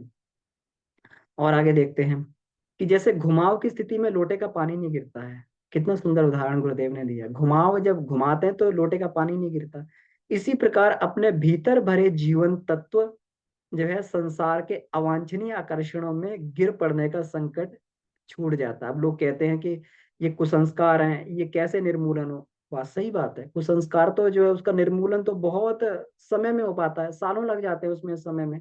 लेकिन रोज की बात जो है, रोज की बात जब से और इससे ध्यान से ये रोज की बात बन जाती है कि इसमें ये लिखा भी हुआ है कि जब के द्वारा जुड़ा विधान और भावना स्तर यदि सही हो। अब देखिए दोनों बातें कही, विधान, विधान प्लस भावना दोनों सही होनी चाहिए। अब ये नहीं है कि केवल विधान विधान को अपना हुआ और भावना हमारी सही नहीं है, दोनों को बनाना पड़ता है तभी उपासना बनती है। उपासना का मतलब मंत्र जप प्लस भावना, भावना उच्च श्रद्धा को विकसित करना पड़ता है, तभी बात बन पाती है। तो आंतरिक, देखिए इसमें कितना सुंदर लिखा हुआ है, तो आंतरिक दुष्प्रवृत्तियों से आए दिन जूझने और कदम कदम पर असफल होने की कठिनाई दूर हो जाती है। तो जो प्रतिदिन हम लोग जूझ रहे थे उससे, आंतरिक दुष्प्रवृत्तियों से, हमारे चित्त में संचित कुसंस्कारों के कारण हो रहा था, आए दिन जूझने और कदम कदम पर असफल होने की कठिनाई दूर हो जाती है। तो ये कदम कदम पे हम लोग जूझते हैं, आए दिन जूझते हैं, तो रोज की समस्या तो हमारी इससे हल हो जाती है। फिर धीरे धीरे करके प्रैक्टिस होती है जब, तो संस्कार भी खत्म हो जाते हैं, तो फिर तो बिल्कुल जो है इसका जो है बिल्कुल एकदम बात बन जाती है, फिर व्यक्ति अपनी स्थिति से गिरता नहीं है ना। तो अब इसमें जो है ये चार चीजें बताई हैं, मैं एक एक लाइन में इसको बोल देता हूँ क्योंकि समय हो गया है। अब देखिए, अब इसमें ये एक बात बताएगी, हमारी मनोभूमि कुएं के पत्थर की तरह कठोर है। एक बार बात कहने से समझ में आ जाती, करने से समझ में तो आ जाती है, बात सही है कि गायत्री मंत्र का जो है हम वो सुनते हैं, भावार्थ सुनते हैं तो बात समझ में आ जाती है कि ये मंत्र जो सद्बुद्धि का मंत्र है, पर उसे स्वभाव की, अभ्यास की भूमिका तक उतारने के लिए बहुत समय तक दोहराने की आवश्यकता पड़ती है। मतलब स्वभाव में और अभ्यास में उतारना तो उसे बार बार दोहराना पड़ेगा। कठोर मनोभूमि पर भगवत संस्कारों का गहराई तक जम सकना तभी संभव है, कि कठोर तभी जम पाएगा जब ये बात बन पाएगी। अब इसमें देखिए मनोविज्ञान के आधार पर ये चार चीजों का वर्णन इसमें ये किया गया है ना। ये देखिए, चेतना को प्रशिक्षित करने के लिए जो आधुनिक मनोविज्ञान बताता है, तो शिक्षण, तो शिक्षण में क्या है, उसको जब हम ये करते हैं तो बार बार उसको जो है ये अर्थ का चिंतन करते हैं, तो बार बार शिक्षित करते हैं गायत्री मंत्र के साथ में। हमें शिक्षण भी देना चाहिए कि भाई हम इसके लिए, ये हमारा उद्देश्य है, हमारे अंदर की सफाई हो रही है, हमारे अंदर की बुराइयां खत्म हो रही हैं, तो ये हमारा उद्देश्य है। दूसरा होता है रिटेंशन। तो रिटेंशन के लिए क्या होता है कि प्रस्तुत जानकारी को स्वभाव का अंग बना लेना, भगवान की समीपता अनुभव करने वाली प्रतीक पूजा ही रिटेंशन है। तो जिससे जिससे जो है भगवान की समीपता का हमें अनुभव हो, वो हमारी वो प्रतीक पूज रिटेंशन है। तो हम जो भी ये करते हैं सिंबल्स और जो भी इस्तेमाल करते हैं, उसका उद्देश्य यही होता है कि हमारा रिटेंशन जो इन चिन्ह के माध्यम से बना रहे, कि उस बात को ना भूल जाएं, ये होता है। और रिकॉल की बात की है, रिकॉल में भी होता है, बार बार हम उसको स्मृति पे लाते हैं। आज किया हमने, आज भूल जाएंगे, कल फिर उसको पढ़ना पड़ेगा, फिर उसको जो ये करना पड़ेगा। तो भूतकाल की किन्हीं विस्मृत परिस्थितियों को कुरेद कर बीन कर फिर से सजीव बनाता, रोज सजीव बनाना होता है। ईश्वर और जीव का संबंध सनातन है, पर वह माया से अत्यधिक प्रवृत्ति के कारण जो है एक प्रकार से टूट गया है, तो इसलिए रोज हमें करना होता है। रिकॉग्निशन, ये वह स्थिति है जब हमारी कोई भी चीज जो है मान्यता बन जाती है, श्रद्धा बन जाती है, निष्ठा बन जाती है ना।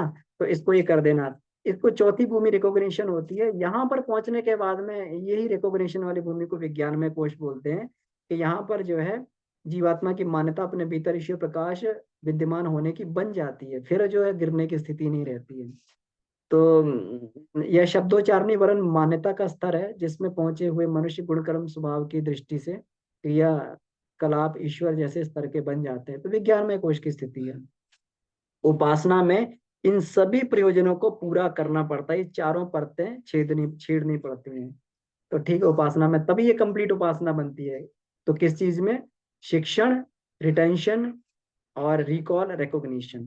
तो ये आधुनिक विज्ञान के अनुसार गुरुदेव ने बताया। तो अब यहीं पर हम लोग इसको समाप्त करते हैं, प्रश्नोत्तरी में आते हैं। बाबूजी भी हमारे साथ में है, तो बाबूजी से भी हम लोग आशीर्वाद प्राप्त करें। तो ये है। हाँ जी, अब मैं सबको स्क्रीन पे ले आता हूँ, इसमें स्क्रीन पे लाते हैं।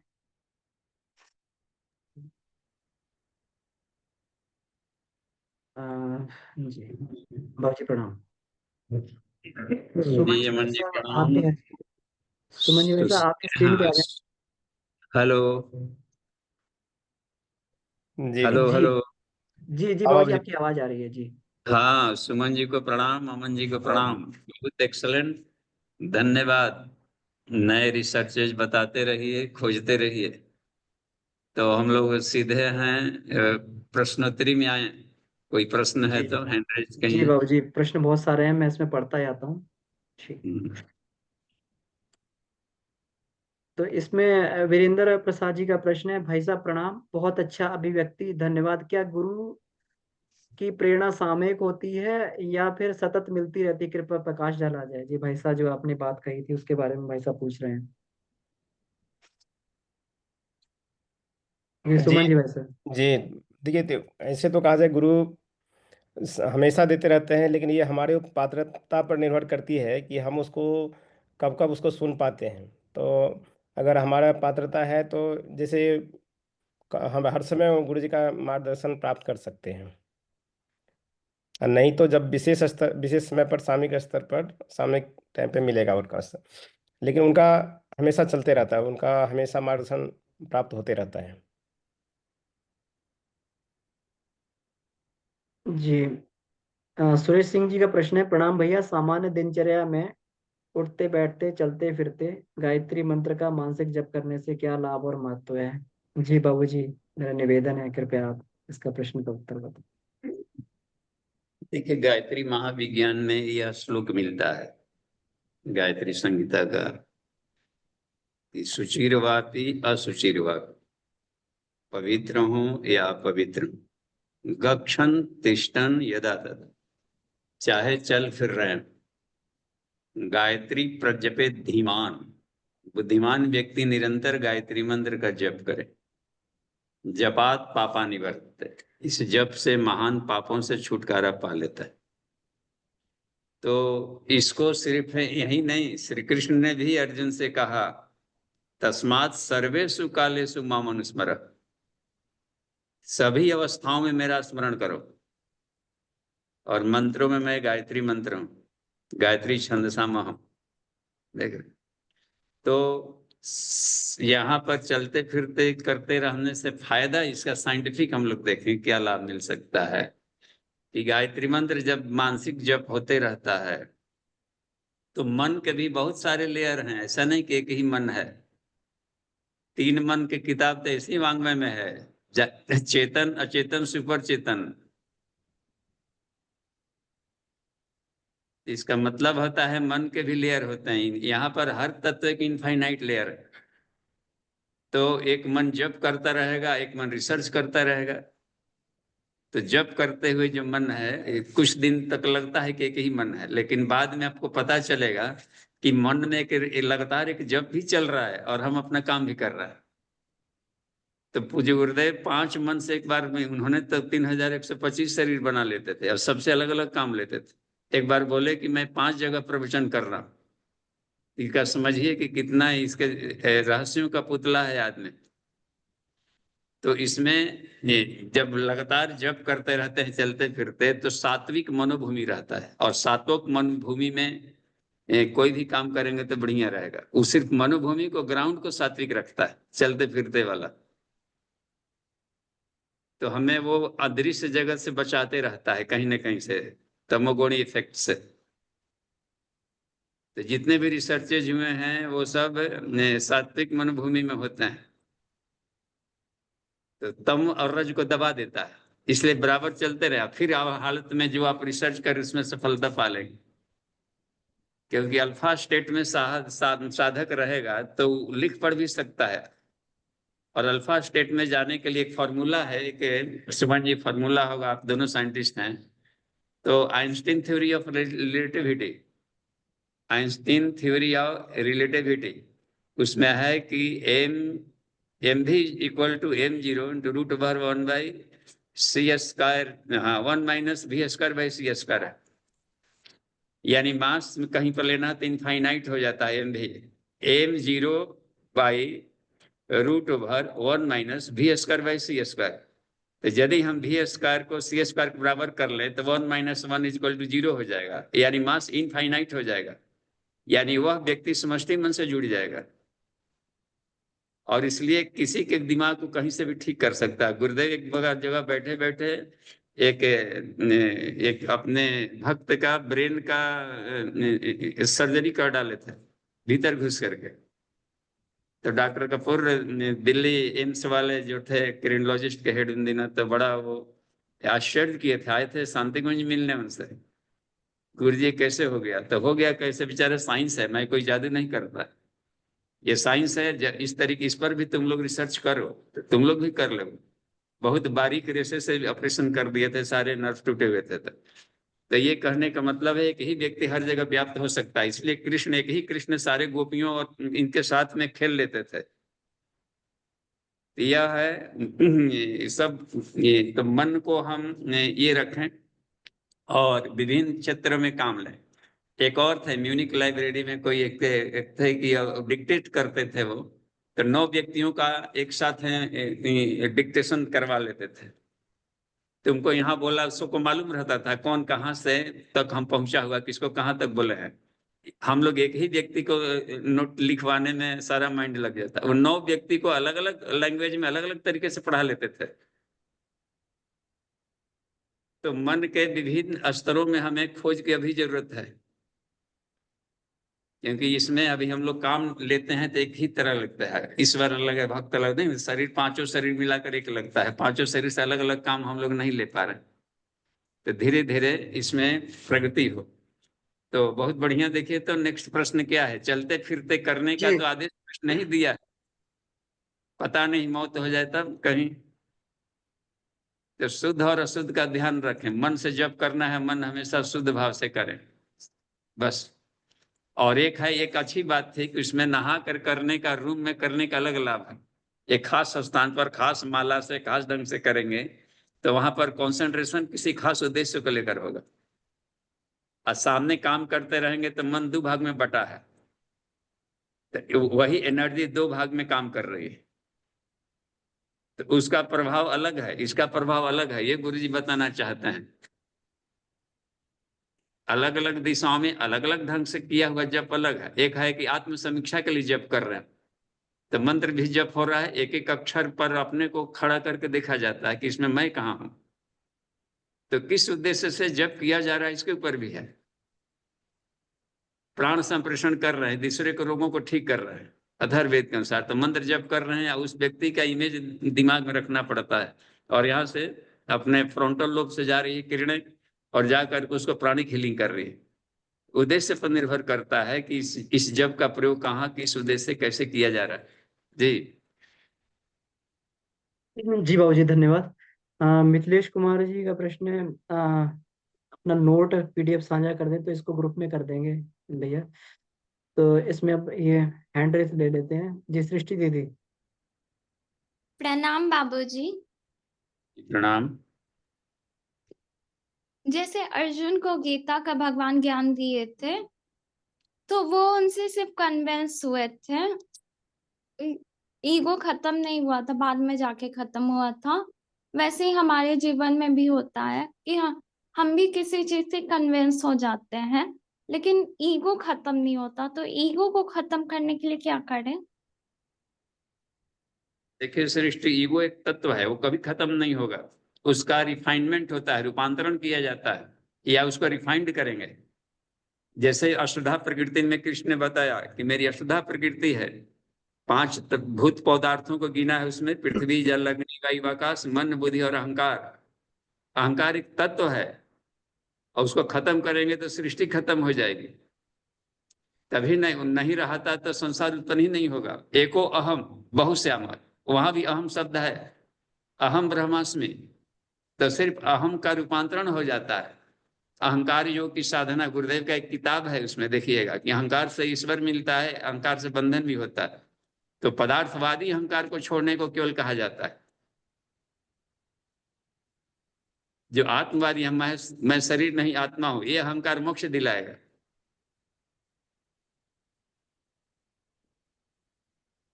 मैं शरीर हूं, यह अहंकार बंधन में डालेगा, क्योंकि यहाँ के सामने शरीर को सड़ते गलते देखिएगा।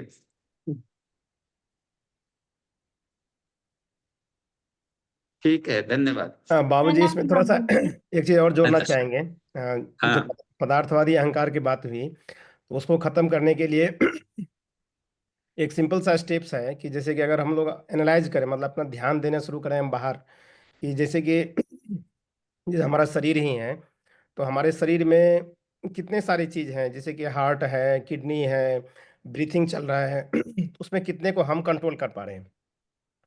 और एक चीज़ ये हुआ जैसे शरीर के रूप में, और उसी तरह से हम लोग वातावरण को देखते हैं कि ये जो हमारी धरती माता है, जो सूर्य भगवान डेली उगते हैं, जाते हैं, आते हैं, उनको कौन कंट्रोल कर पा रहा है। तो अगर हम इस तरह से हम उनको देखना चालू कर दें कि इतने सारे चीज़ हो रहे हैं, उसमें मेरा क्या रोल है, मतलब हम कहाँ पे हैं, हमारा उसमें कितना कंट्रीब्यूशन हो रहा है, या हम कितना को कंट्रोल कर पा रहे हैं, तो ऑटोमेटिकली जो है सो हमको जो जो पदार्थ परक जो बाबूजी बता रहे थे अहंकार है, ये अपने आप खत्म होने लगेगा। कि जो मैं इतने सारे जो ब्रेन में सेल्स काम कर रहे हैं, जैसे हम अभी हाथ उठाते हैं, इसमें कितने सारे चीज़ का उपयोग होता है, कितने सारे नर्व का ये हो जाता है, एक्सरसाइज हो जाता है, तो कैसे होता है, उसमें हमारा क्या रोल, हम क्या किसी को कंट्रोल कर सकते हैं, हार्ट बीट को हम कंट्रोल कर सकते हैं, नहीं कर सकते। तो उस तरह से अगर हम लोग इसको एनालाइज करना शुरू करें, ध्यान देना शुरू करेंगे, तो हर एक छोटी छोटी बात पे भी हम अपना अहंकार खत्म होने लगेगा धीरे धीरे करके। यही बात ऐड करना चाह रहे थे बाबू जी। जी अमन जी, एक और भी इसमें है, अहंकार, अहम जो है तो अहम स्व स्व है, बुधत्व है। जो शुद्ध अहंकार है वो आत्म बुधत्व को कहते हैं। जी। मेरे अपने मूल स्वरूप को पहचान लेना, मैं क्या हूँ। तो हम मैं शब्द अहम का, मैं का भी तो अहम होगा। मैं का तो संस्कृत अहम ही होता है। आत्मा अमर है, यानी अहम का अर्थ यदि हम आत्मा लेते हैं तो आत्मा अमर है, अमर है। पदार्थवादी जब हम लेते हैं बुलबुले की तरह, तो अपने आप ही नेचर गतिशील है, तो ब्लास्ट करेगा, तो रोते हैं, कष्ट होते हैं। इसलिए मना किया है कि जो शाश्वत है उसका अहंकार क्यों नहीं करते, अपने मूल स्वरूप को, यथार्थ का ध्यान करो। तो हर शब्द में ब्रह्म भी छिपा रहता है। देखिए और लोगों का हैंड रेज है जी उधर, आदित्य भैया। सुरेश जी। हाँ हाँ भैया प्रणाम, सुमन भैया प्रणाम, बाबू जी प्रणाम। मेरा जी। प्रश्न ना आज की ही कक्षा से और मेरी समस्या से कि मैं जब भी मंत्र जप करता हूँ बाबू जी माला लेके, तो वो 3 मिनट में ही, एक स्टैंडर्ड टाइम है, 3 मिनट में हो जाता है हर बार। तो हम देखेंगे ऐसा क्यों होता है। तो जब मेरा ध्यान थोड़ा भी सघन हो जाता है या मेरा मन भटकने लगता है, वहां से हट जाता है, तो मैं एक साथ 4-5 माला गुठी आगे कर देता हूँ। तो फिर मैंने बाबूजी दूसरा प्रैक्टिकल किया कि मैं क्लॉक लेके 6 मिनट का क्लॉक लगा के करने लगे, तो वो पहले वाले से बेटर था माला से। तो उस समय मेरा ध्यान माला गिनने में नहीं था। लेकिन कंफ्यूजन वहां क्रिएट हुआ कि जब गुरुदेव बोले हैं कि हमारा हमारे मंत्र का स्पीड इतना होना चाहिए कि हम 5 मिनट में एक माला कर ले, मतलब 108 बार जप कर ले, तो इसको हम क्लॉक से अचीव नहीं कर पा रहे हैं। मतलब मुझे ये, तो फिर हम फिर से माला पे स्विच हो गए, माला से करने लगे। तो अभी मेरे साथ ये होता है कि कभी हम माला से करते हैं, कभी हम क्लॉक से करते हैं। जब मेरा ध्यान बहुत, मेरा किसी दिन मन होता है कि एकदम ध्यान में ही रहे, तो उस दिन हम क्लॉक से करते हैं। अलार्म लगा 6 मिनट का या 1 घंटे का, जितने देर करना है, 30 मिनट का अलार्म लगा के। तो इस ये ना पूरा अभी कंफ्यूजन चल रहा है, कभी हम क्लॉक से करते हैं, और इसका रीजन यही है। मेरी समस्या ये है कि बाबूजी जब ध्यान में जाते हैं, बहुत ध्यान लगने लगता है तो हम भूलने लगते हैं। दूसरा है कि जब मेरा मन भटकने लगता है, तब भी हम एक साथ 10 बार घुमा देते हैं, आगे वो घुमा देते हैं 4 बार, मतलब कि हम ऐसा देखे हैं। इसको कैसे सॉल्व किया जाए। चलिए अमन जी। जी भैया इसमें देखिए मेरा अपना व्यक्तिगत अनुभव ये है कि जब हमने जब शुरू किया था तो उसमें हम शुरू में माला से ही करते थे, है ना। तो ये बात ठीक है कि मतलब माला थोड़ा सा जो है हल्का सा ध्यान में ये करती, माला की तरफ ध्यान जाता है तो उतना जो है कभी कभी ऐसा लगता है गहराई से ध्यान नहीं हो रहा, माला में काउंटिंग में भी मन वहां पे लगा रहता है ना। तो हमने भी ऐसा जी। ही किया, शुरू में ही बता रहे हैं, शुरू की बात बता रहे हैं। तो हमने उसको छोड़ दिया माला को, जो माला को छोड़ा तो फिर हमें लगा कि ध्यान में तो गए लेकिन मंत्र जब भी वहां बंद हो गया है ना। तो हाँ। इसका मतलब ये हुआ था कि वो क्रिया हमारे सबकॉन्शियस माइंड में, अचेतन में ठीक तरीके से आई नहीं है। तो इसका मतलब जैसे बाबूजी ने बताया ना कि हमें मतलब ये काम करना पड़ता है कि ध्यान, एक मन हमारा ध्यान करे और दूसरा मन हमारा काम करे। तो उस ट्रेन करने के लिए हमें उसको क्रिया को अपनाना पड़ता है। तो जब हम क्रिया को अपनाते तो मैंने काफी बार जो है फिर इसको जो है ये क्रम किया कि माला छोड़ देते थे बीच में और टेस्ट करके देखते थे कि कितना ये हुआ। तो लेकिन कुछ दिन तक सही चलता था, फिर बाद में जो है ये भूलने लगते थे बीच में, तो हमने कहा भी सही नहीं है। तो करते करते जो है काफी साल के बाद में फिर एक ऐसी स्थिति आ गई कि फिर जो है मंत्र जब तो चलता रहता था बिल्कुल एकदम बिल्कुल निर्बाध गति से, लेकिन वो जो है माला जो है घूमती नहीं थी, माला गिर जाती थी। फिर हमें लगा कि अब इतनी परिपक्वता आ गई, अब माला को छोड़ा जा सकता है, माला के अवलंबन की आवश्यकता नहीं है। तो हमारा जो है ये होना चाहिए, अपनी चेतना जो है स्वयं हमें बता देती है कि माला की आवश्यकता नहीं है ना। और जब हमारा एक भी क्षण के लिए जो है मंत्र जब ना टूटे और एक भी क्षण के लिए ध्यान उधर ना जाए, तो हमें समझना चाहिए कि हमारा अचेतन मन इतना ट्रेंड हो गया है कि अब हम जो है चेतन मन से ध्यान भी करते हैं ना, अचेतन हमारा माला भी जप करता रहेगा। तो ये दोनों स्थितियां जो है सही बैठने से तब जो है ये बात बनती है भैया। जी भैया, इसमें प्रैक्टिस करते रहेंगे तो जो माला का जो पर्पस है, माला का पर्पस है कि एक जो टाइम के अनुसार से ना वो हमको 5 मिनट में हो जाए। तो जैसे कि एक अनुष्ठान वगैरह करेंगे, एक दो अनुष्ठान, तो इसमें धीरे धीरे करके ये आ जाएगी आपको। और इसमें थोड़ा सा समय लगेगा, और एक समय आ जाएगा कि आपका गति जो है सो मोमेंटम जो है सो एकदम यूनिफॉर्म हो जाएगा, और उसके बाद फिर आपको माला का जरूरत नहीं पड़ेगा। लेकिन स्टार्टिंग में माला जरूरी है, क्योंकि उससे क्या होगा कि कि आपका एक गति जो है मोमेंटम, जैसे भाई साहब बता रहे थे अभी अमन भैया, कि उसका जो एक फ्रीक्वेंसी होता है, ये फ्रीक्वेंसी पे भी काम करता है। तो वो फ्रीक्वेंसी आपका मेंटेन हो जाएगा, और जब एक बार प्रैक्टिस में आ जाएगा, उसके बाद फिर आप ध्यान करिए ऐसे ही बिना कोई माला का, तो वो ठीक है, नेक्स्ट स्टेज की बात है। तो इसका प्रैक्टिस करते रहिए, धीरे धीरे करके आ जाएगा अपने आप, सबका वही होगा। भैया इसमें ये है कि जब सिर्फ हम माला गिनने पे ध्यान रखते हैं तब तो ये 6 मिनट 5.5 मिनट तक चला जाता है, कभी कभी उससे बढ़ भी जाता है। लेकिन हल्का भी ध्यान वहां से उठता है और मेरा ध्यान लगता है। ठीक ये है, मैं बहुत इसका अच्छी और स्थिति है अभ्यास आपकी, करूँ। बहुत अच्छी स्थिति जा रही है आप, लेकिन खाली इसको माला को कुछ दिन कंटिन्यू रखिए, जब तक कि आपका ये टाइमिंग वाला आ रहा है, जैसे प्रैक्टिस में आ जाता है, उसके बाद फिर माला का जरूरत नहीं पड़ेगा, फिर आप हायर लेवल मेडिटेशन के लिए आप उपयुक्त हो जाएंगे। बाबूजी उसमें ठीक है। और ऐड करेंगे इसमें।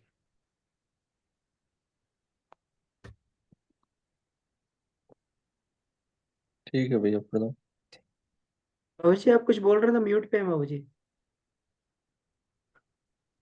जी, तो हमने अमन जी और सुमन जी, हमने अभ्यास है, हम लोग एक और साइंटिस्ट है प्रोफेसर्स के उसमें, तो इसी पर मैथमेटिशियन थे, बातचीत चल रही थी आइंस्टीन फार्मूले पर कि माइंड के स्पीड को हम कैसे करें कि प्रति सेकंड 34 अरब कंपन देना शुरू कर दे, ये बताए हैं इसमें से। तो वो यदि 3 सेकंड में एक बार गायत्री मंत्र उच्चारण कर लें मन ही मन, तो 5 मिनट में 20 मिनट में कितना हो जाएगा? 3 सेकंड में एक बार करते हैं तो 1 मिनट में 20 बार, तो 5 मिनट में 100 टाइम्स, और 108 दाना होता है तो 5 से 6 मिनट के बीच में हुआ। तो आदित्य जी 5 से 6 मिनट के बीच में यदि आपका हो जा रहा है तो इसको इसको आप देख लीजिए, शुरू में माला और घड़ी दोनों को साथ में रखिए और आंख खोल करके उच्चारण करते रहे, देखते रहे, तो इसमें एक नोट पकड़ाएगा। अब तो कुछ दिन के बाद नोट पकड़ा जाएगा तो ये गति फिर आपके एक लयबद्ध हो जाएगी, तो जल्दी ही अल्फा स्टेट में आप पहुंच जाएंगे। क्योंकि इस स्पीड में जैसे ही हो जाते हैं तब v² c² बराबर हो जाता है, तो इनफाइनाइट स्टेट में पहुंचने को साधक इसको सहज समाधि कहा गया।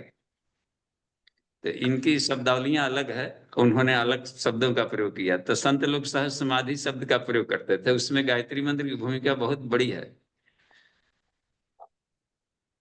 तो हमने इसी ढंग का लाभ लिया, हम दोनों ने। वो मैथमेटिक्स पे थे, उनका कोई द्विवेदी जी थे, तो ये है अपने। तो हम लोग का बड़ा इस पर चर्चा चलती थी और कैसे पकड़ा जाए इस स्पीड को। फिर माला हटा दी और तब से लगातार हम ऐसे ही करते हैं। जी मैम। ठीक है, ठीक है बाबू जी। धन्यवाद। ठीक है बाबू जी, प्रणाम।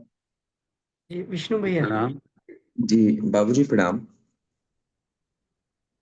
जी, प्रणाम। शुरू। जी हाँ बाबूजी, मेरी जिज्ञासा अपने साधना क्रम को लेके है कि मेरी जो मनोवृत्ति है वो एक श्रमिक की है।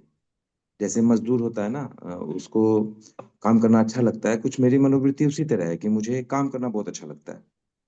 तो मैं अगर अपने जो मेरा अभी चेतन मस्तिष्क बताता है कि जो वैसे मुझे सबसे पहले गायत्री मंत्र की दीक्षा अपने दादाजी की गोद में मिली। मैंने कभी माला जप नहीं किया बाबूजी। शुरू में हमें उंगली पे, जो आए शांति कुंज से प्रतिनिधि, उन्होंने उंगली पे 24 बार गायत्री महामंत्र पढ़ने का जो है विधान बताया। तो 24 बार स्वस्वर हम करते थे सभी फैमिली के साथ बैठ के, और उसके साथ अखंड ज्योति का अध्ययन चलता रहता था। उसके बाद एकेडमिक चालू हो गया बाबूजी, उसमें भी मैंने कभी भी माला पे जप नहीं किया। उसके बाद बाबूजी क्या कहते हैं, अपने प्रोफेशन में गए, आर्मी में गए, फिर पंचकोश साधना क्रम में आपके पास आए। आ, आपके पास आने के बाद बाबूजी, जब कोई भी काम करते करते, चाहे वो हम घास उखाड़ रहे हैं, चाहे वो हम सफाई कर रहे हैं, तो उसमें गायत्री मंत्र के अर्थ के चिंतन मनन मंथन को एक क्रम दे दिया गया। देयर आफ्टर बाबूजी, जब पंचकोश साधना शुरू हुई, उसके बाद बाबूजी धीरे धीरे गायत्री महामंत्र के जगह सोहम अस्मि अतिवृत्ति अखंडा वाला जो है, अब मैं क्रिया योग भी करता हूँ, तो सोहम में जो पहले शब्द पे था वो शब्द भी अब विलुप्त हो गया, भाव केवल रह गया। तो आज की कक्षा के आधार पे मुझे ये जानना है कि जब की पूर्णता क्या है। दूसरा बाबूजी, मेरी जिज्ञासा ये है कि क्या मेरी साधना अधूरी रह गई? प्रणाम बाबूजी। चलिए आज के प्रोफेसर लोग उत्तर दीजिए। अमन भैया पहले आप ले लीजिए इसको फिर। जी भैया, देखिए आपकी साधना अधूरी नहीं है। बहुत सारी चीजों को अचीव करने के बहुत सारे रास्ते होते हैं, है ना। तो हर कोई व्यक्ति अपनी स्थिति के अनुसार जो है उस रास्ते का प्रयोग करता है। कोई व्यक्ति जो है जो है लाइट कहाँ से ले लेते हैं, कोई व्यक्ति लाइट जो है अपना पावर हाउस से ले लेते हैं, जो हमारा पावर का कनेक्शन है। कोई व्यक्ति अपनी लाइट को खुद जो है जनरेटर से पैदा कर लेता है। कोई व्यक्ति जो है कहीं से उसके जो है सूर्य से उसको लाइट को बना लेते हैं, है ना। तो ये हर एक चीज को अचीव करने के अलग तरीके हैं, विधान है। अब ये है कि हम किस विधान को चाहते हैं। तो देखिए, ये जो मनस्थिति है थोड़ी सी ऊपर की मनस्थिति होती है, जब ज्ञान के द्वारा जो है व्यक्ति आगे करता है, उसमें आगे बढ़ता है ना। तो इसमें कहा गया सांख्य योग पृथक वाला प्रवृत्ति न पंडिता। तो योग में जो क्रियाएं हम लोग करते हैं तो और जो ज्ञान के माध्यम से बढ़ते हैं, ये दोनों अलग अलग नहीं है। क्रिया के माध्यम से भी ज्ञान पैदा होता है, ज्ञान के माध्यम से क्रिया पैदा होती है। ये एक विज्ञान है। अब ये विज्ञान है। अब मान लीजिए कि हम पैदल हम जो है जाना चाहते हैं, बम्बई से जो है दिल्ली जाना चाहते हैं। तो बम्बई से दिल्ली जाने में कई रास्ते हैं। आप चाहे आप जो है पैदल चले जाइए, चाहे आप ट्रेन से चले जाइए, चाहे बस से चले जाइए, साइकिल से चले जाइए, चाहे आप जो है हवाई जहाज से चले जाइए। तो ये अलग अलग संसाधन है, विज्ञान है। तो अब ये नहीं है कि पहुंचेंगे जरूर दिल्ली, अब किसी से लेट पहुंचेंगे, किसी से थोड़ा जल्दी पहुंच जाएंगे। तो अधूरा इसमें भैया कुछ नहीं है, एक विज्ञान है। अगर उसका फायदा हम लोग उठाना चाहते हैं तो ये मैं फिर उस चीज को दोबारा पढ़ देता हूँ, मैं जो गुरुदेव ने लिखा है। देखिए, इसमें जो है, क्योंकि क्योंकि हम अपनी बात कहें तो इससे जो है हो सकता है कोई उसमें आ जाए। देखिए, अ, इसमें भक्ति विभोर होकर बिना गति का ध्यान रखे भी जप हो सकता है। तो आपकी बात बिल्कुल सही है, तब भी हो सकता है। पर वह भावनात्मक प्रक्रिया हुई, ठीक है। उसका परिणाम भावना की शुद्धता और गहराई पर निर्भर करता है। तो भाव अगर शुद्ध रहेगा, गहराई रहेगी, तो वो पूरा काम करेगा। ऐसे जप को शब्द शक्ति के आधार पर उत्पन्न होने वाले मंत्र जप से भिन्न स्तर का समझा जाना चाहिए। तो अब ये पद्धतियां दोनों भिन्न हैं। अब जो जिस पद्धति को जिसको अच्छा लगता है वो उस पद्धति को अपना ले। जी भैया, इसी प्रतिपक्ष में मेरा एक प्रश्न है बाबूजी भैया, कि शब्द शक्ति से उत्पन्न शक्ति, तो ईश्वर तो अशब्दम है।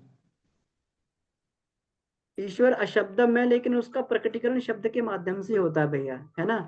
ईश्वर का स्थूलतम रूप जो है वो ओंकार है, और ओंकार जो अनाहत शब्द है ना। तो वो ठीक है, ईश्वर अशब्दम है। जी बाबूजी। हाँ, तो आगे भी हैंड रेज हैं, उसको देख लें। और एक प्रश्न के बस एक ही प्रश्न। जी जी जी, हाँ, सुशील नेक्स्ट जी। में रखेंगे उनको। जी जी प्रणाम बाबूजी। जी प्रणाम। बाबूजी, ये जो इलाहाबाद में महाकुंभ चल रहा है, इसमें स्नान करने का लाभ कुछ मिलेगा? मतलब स्नान करने का मतलब वहां जाए, इतने संत आए हुए हैं और वहां पर उनसे कुछ ज्ञान प्राप्त करके आए, या मतलब उस औरा में कुछ दिन रह के आए, एक दिन दो दिन, तो कुछ लाभ होगा या नहीं होगा हमारे स्तर पर? तो इसमें सर जी से जो लौटे हैं नहा करके, उनसे पूछा जाए तो किस फायदे में, तो वो अधिक अनुभव काम करेगा। लेकिन हम तो कुछ लोग बड़ा हल्का फुल्का और बड़े खुश हो रहे हैं, जिस उद्देश्य से गए थे कि वो देख लिया, लाइट का फवारा देख लिया, कभी नहीं देखे थे। द्वादश ज्योतिर्लिंग एक ही जगह नहीं देखे थे, इतने साधु फकड़ों का वेराइटीज नहीं देखे थे, और इतने तरह तरह महात्माओं का। तो कौन किस उद्देश्य से गए हैं, कुछ कल्पवास भी कर रहे हैं वहां पर कैंपिंग टेंट में। तो निर्भर करता है कि किस मेंटालिटी से गए हैं और किस आस्था से गए, उसके आधार पर उनको मिलेगा। जो उसमें से खामियां निकालने गए होंगे उनके लिए भी ढेर पुलिंदा मिल गया होगा। तो अपने अपने रुचि के आधार पर लाभ लेता है आदमी। और नहीं तो खाली समय में कभी भी जाइए, कैंपिंग टेंट वहां भी हम लोग रख लेंगे बाद में। पहले तो बरसात निकल जाए ताकि सारे प्रदूषण कचड़ों को ढो ले वहां से।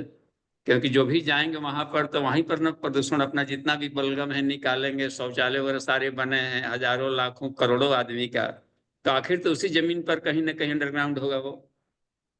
तो उसको भी इकोलॉजी में दूर तक सोचा जा सकता है। तो अगला बरसात जब सारे को निकाल कर बिल्कुल क्लीन कर देगा, तो फिर जाकर कभी कैंपिंग टेंट लगाकर कल्प साधना के लिए 9 दिन का रखा जा सकता है वहां। तो भरद्वाज ऋषि का अलग प्रक्रिया था वहां। जी धन्यवाद। बाबूजी वो तो बात फिर वही रहेगी, जैसे राजनीतिक वक्ता आते हैं ना टीवी पे, वो बात को तो बता देते नहीं, घुमा फिरा देते हैं। आत्मिक स्तर पे हम यदि सुधार करने जाए तो हमें कुछ पॉजिटिविटी मिलेगी या ना मिले? मिलेगी, इसलिए कि जमीन के संस्कार भी होते हैं ना। भरद्वाज ऋषि की बहुत लंबा वहां पर तपस्या किए हैं, उनकी सूक्ष्म तरंगों को आज भी पकड़ा जा सकता है जा करके। और और वहां पर ये जो बहुत बड़े साधु संत आए हुए हैं, मतलब अपने अपने क्षेत्र में, उनसे यदि मिला जाए तो कुछ उनके ऑरा का लाभ हमें, हमारी साधना में मिल पाएगा हमें? हाँ, कुछ कंपैरेटिव स्टडी हो जाता है और कुछ जानकारियां मिलती है कि आपको आखिर वे लोग तपस्वी हैं तो अपने अपने वैरायटी का तप करके कुछ जरूर पाए होंगे, या मोक्ष पाने की इच्छा होगी तो मोक्ष के उद्देश्य से भी गए होंगे। तो कुछ तो जरूर उनसे मिलने से ही बात पता चलेगी कि आप कितने फायदे में रहे। जी बाबूजी, जी प्रणाम बाबूजी, धन्यवाद। जी प्रणाम। जी ठीक समय है हो गया सुरेंद्र है। जी। हाँ सुरेंद्र जी का कोई था क्या कि एक लाइन पूछ सकते हैं? सुरेंद्र भैया जी अपना हैंड रेज कर दीजिए, मैं आपको अनम्यूट कर देता हूँ फटाफट। हाँ जी, कहा जाए सुरेंद्र जी प्रणाम। जी प्रणाम बाबूजी। एक बहुत ही मूल प्रश्न था कि भगवान शिव का हमें ध्यान करना है, तो हम उस शिव का ध्यान करें जो फोटो में दिखाई जाता है, उनके हाथ में त्रिशूल है और सिर पे चंद्रमा है, या उन शिव का ध्यान करें जो मंदिरों में स्थापित है लिंग स्वरूप में? जबकि हाँ ऋषियों को दोनों दोनों ने शिव के रूप में माना है, तो कौन श्रेष्ठ है और कौन सनातन है, कौन सत्य है बाबूजी दोनों में? जी इसमें ये दोनों अपने अपने उद्देश्य के लिए बनाए गए हैं। वो भी प्रतीक है, विग्रह ही होता है शिवलिंग का, और ये भी विग्रह है। जो फोटो दिखाई पड़ता है ये भी विग्रह है, ऐसा व्यक्ति नहीं होता है कहीं। और वो भी एक विग्रह है ब्रह्म को समझने के लिए। तो ज्योतिर्लिंग है, यानी कि लिंग मतलब होता है सिंबल, पहचान कहते हैं। और ब्रह्म सूर्य समम ज्योति, वो प्रकाश के रूप में है। तो वो मंदिर में ये तरीके से हम लेते हैं। और कुंडलिनी जागरण का साइंस वहां बताया गया है। इसमें पर्सनालिटी आकृति में दिया जाता है कि सर्वापि प्रतिमा दृश्यम पाठ्य पुस्तकम अस्ति। ये सभी एक दार्शनिक फिलोसफी बताते हैं कि ज्ञान गंगा का प्रवाह मस्तक से निकाला जाए, दुश्मनों से किस तरीके से हम व्यवहार कर। स्पाइरल होता है, त्रिशूल होता है जो गायत्री महामंत्र को अपने जीवन में लेते हुए तीनों तरह के दुखों को नष्ट करें। तो सब फिलोसफी होते हैं। तो दोनों फिलोसफियां, एक कुंडलिनी जागरण का साइंस वहां बताया जाता है, और एक बताया गया अपने पर्सनालिटी रिफाइनमेंट के लिए आचार संहिता है इसमें। ठीक है, धन्यवाद। जी शांति पाठ। बाबूजी, बहुत बहुत धन्यवाद। तो आइए इसी के साथ में आज के कक्षा को ही विराम देते हुए शांति पाठ करते हैं। आदरणीय बाबू जी का बहुत बहुत आभार, सुमन जी भाई साहब का बहुत बहुत आभार। इसी के साथ हम लोग ये शांति पाठ करते हैं। ओ